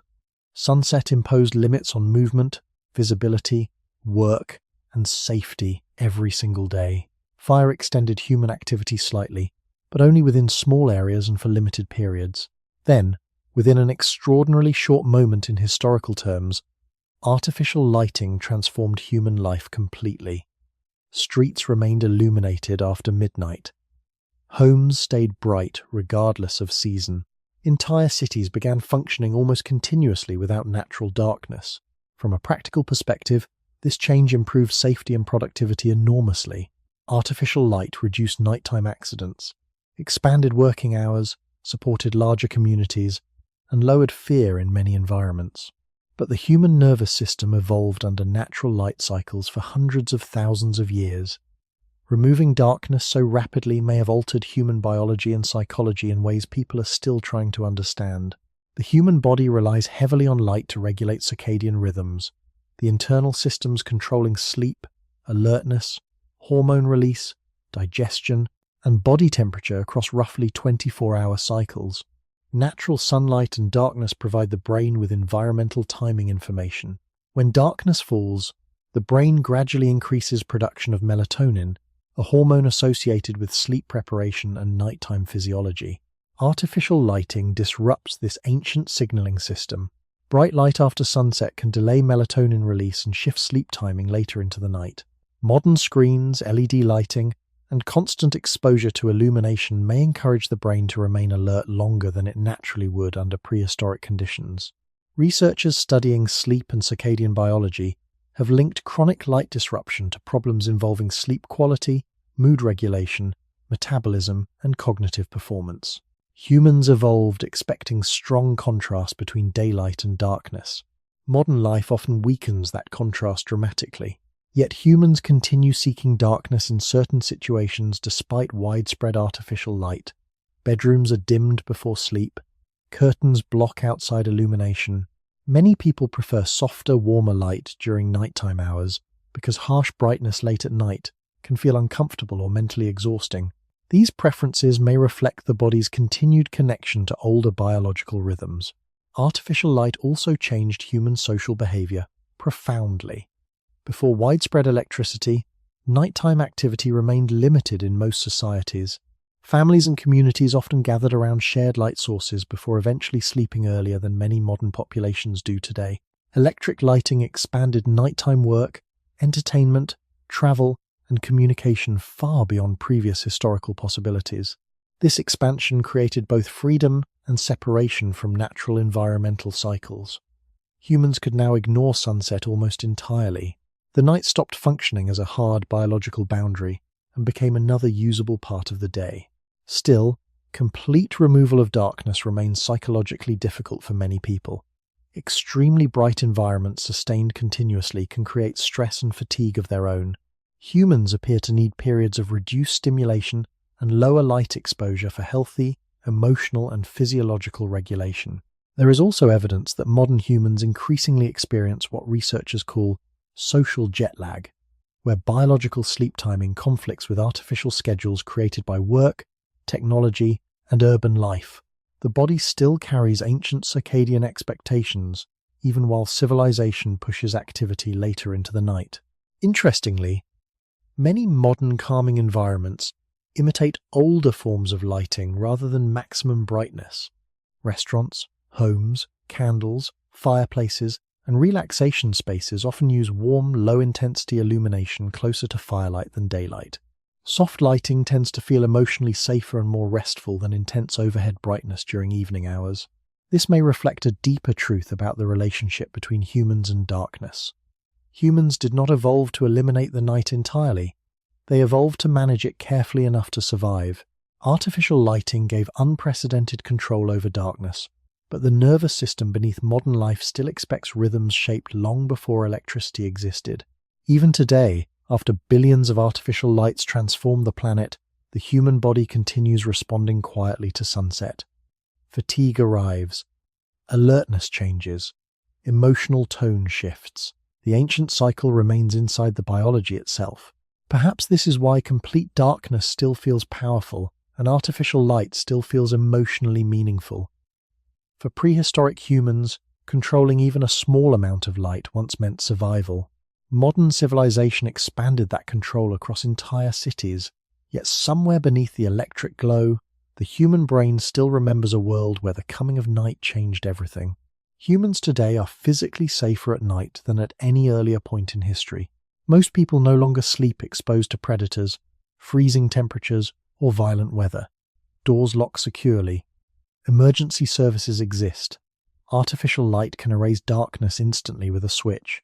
From the perspective of prehistoric survival, modern nighttime conditions would appear almost unimaginable.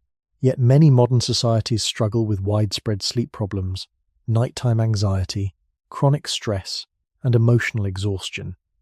Millions of people sleep less than their bodies require. Others remain awake late into the night despite fatigue, surrounded by artificial light and constant stimulation. In some ways, humans became safer, while simultaneously becoming less rested. This is one of the strangest contradictions of modern civilization. The ancient dangers that once justified nighttime vigilance have largely disappeared for many populations, but the nervous system has not simply relaxed completely in response. Instead, modern humans often experience a different form of threat: continuous psychological stimulation without true recovery. The prehistoric night forced stillness. Darkness limited activity naturally. Once fire burned low, most humans eventually rested because little else could be done safely. Modern technology removed those limits. Screens glow continuously. Messages arrive at all hours. Work, entertainment, and social interaction extend deep into the night without interruption.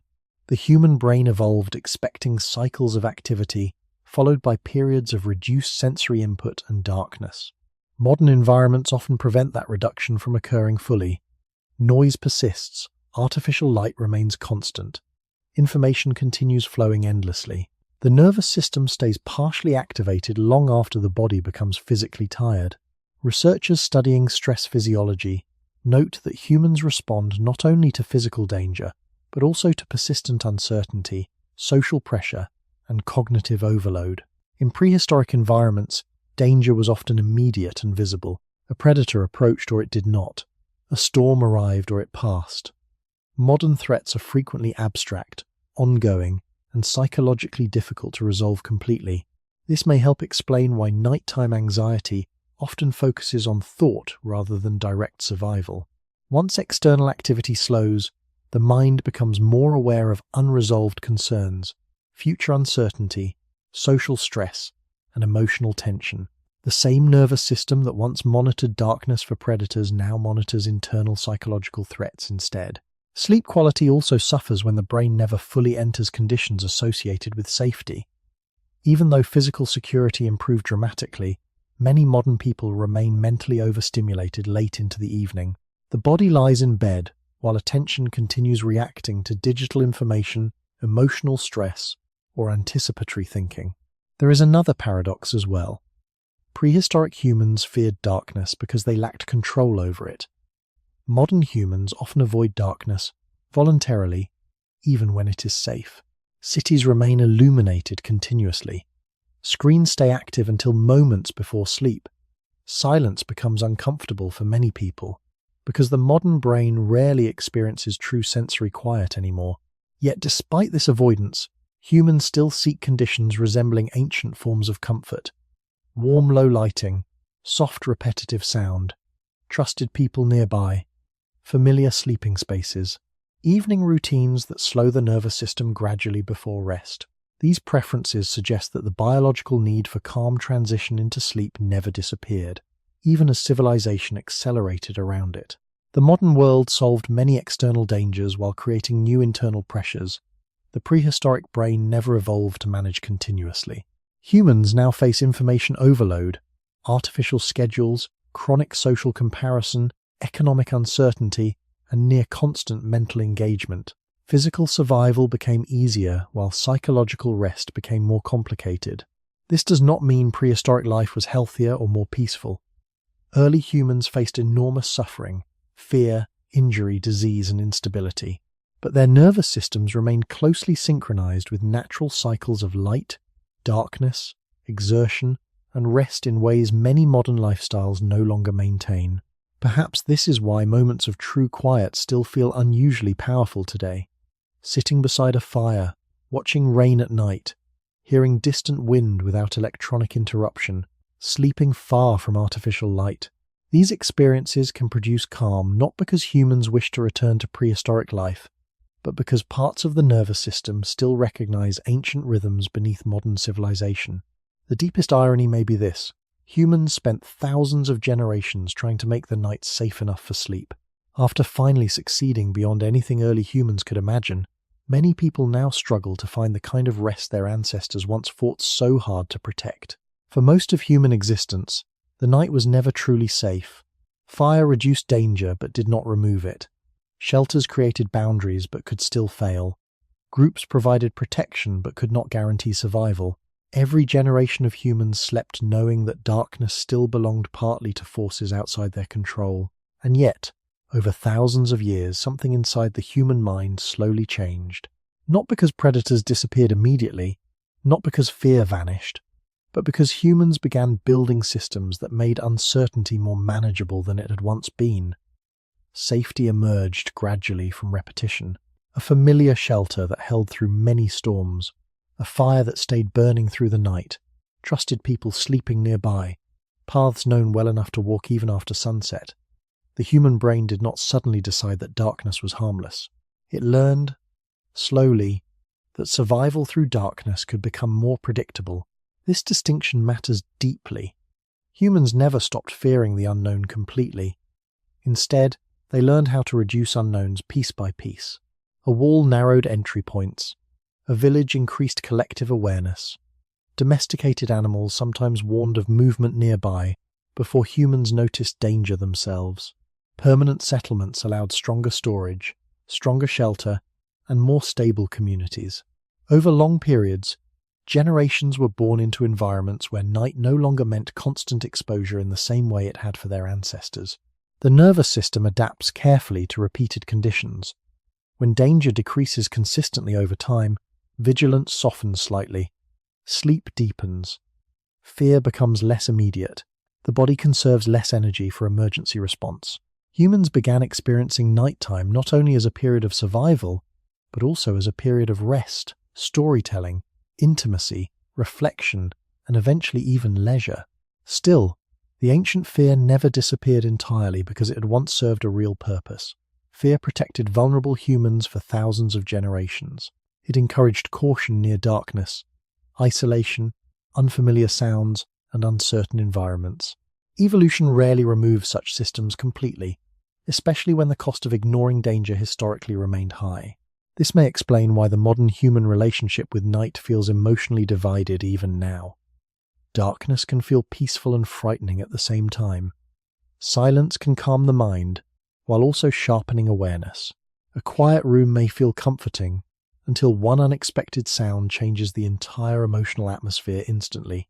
The prehistoric world shaped the nervous system long before civilization reshaped the environment around it. Humans now sleep inside locked buildings beneath electric light, yet parts of the brain still respond as though uncertainty waits beyond visibility. The body remembers conditions the conscious mind no longer experiences directly. But perhaps the most important change was not technological at all. Perhaps humans began trusting the night more only when they began trusting one another more. A lone human remained vulnerable for most of history. A group sharing responsibility reduced that vulnerability dramatically. Someone stayed awake near the fire. Someone listened for movement. Someone protected children. Someone remembered safer paths and reliable shelter. Human survival depended less on eliminating fear than on distributing fear across the group, so no individual faced the darkness entirely alone. In that sense, the night may never have become fully safe in the human mind. Instead, humans became better at carrying uncertainty together. Even modern sleep still depends partly on trust. Trust in walls, trust in locks, trust in familiar surroundings, trust that others nearby would respond if something went wrong. Beneath every modern comfort remains a social structure, allowing the nervous system to relax enough to sleep deeply. This long prehistoric journey left behind more than instinctive fear.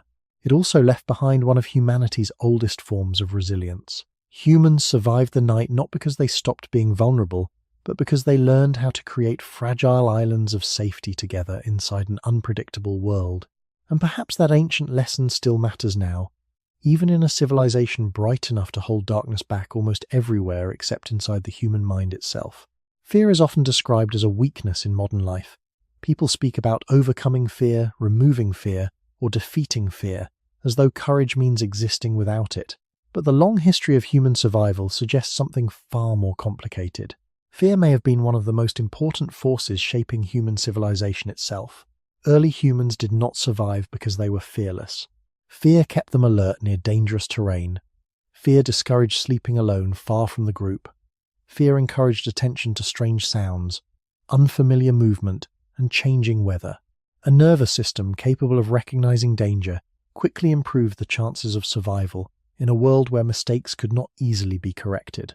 But fear alone is not enough to build societies. Constant terror isolates individuals and narrows attention toward immediate survival only. What changed human history was the ability to respond to fear collectively, rather than individually. A person alone beside a fire remained vulnerable. A group sharing labor, memory, shelter, and responsibility could reduce danger far more effectively. Someone gathered fuel before sunset. Someone repaired barriers. Someone listened during the night. Someone cared for children, the sick, or the injured. Human survival became a shared process. Over time, this cooperation created something extraordinary. The same fear that once warned humans about darkness also encouraged trust, communication, and social organization. People needed one another, because no single individual could remain fully alert, fully protected, and fully self-sufficient at all times. This dependence may have shaped many of the emotional systems humans still carry today. Trust feels calming because trusted social bonds historically improved survival. Isolation feels stressful because separation once increased vulnerability dramatically.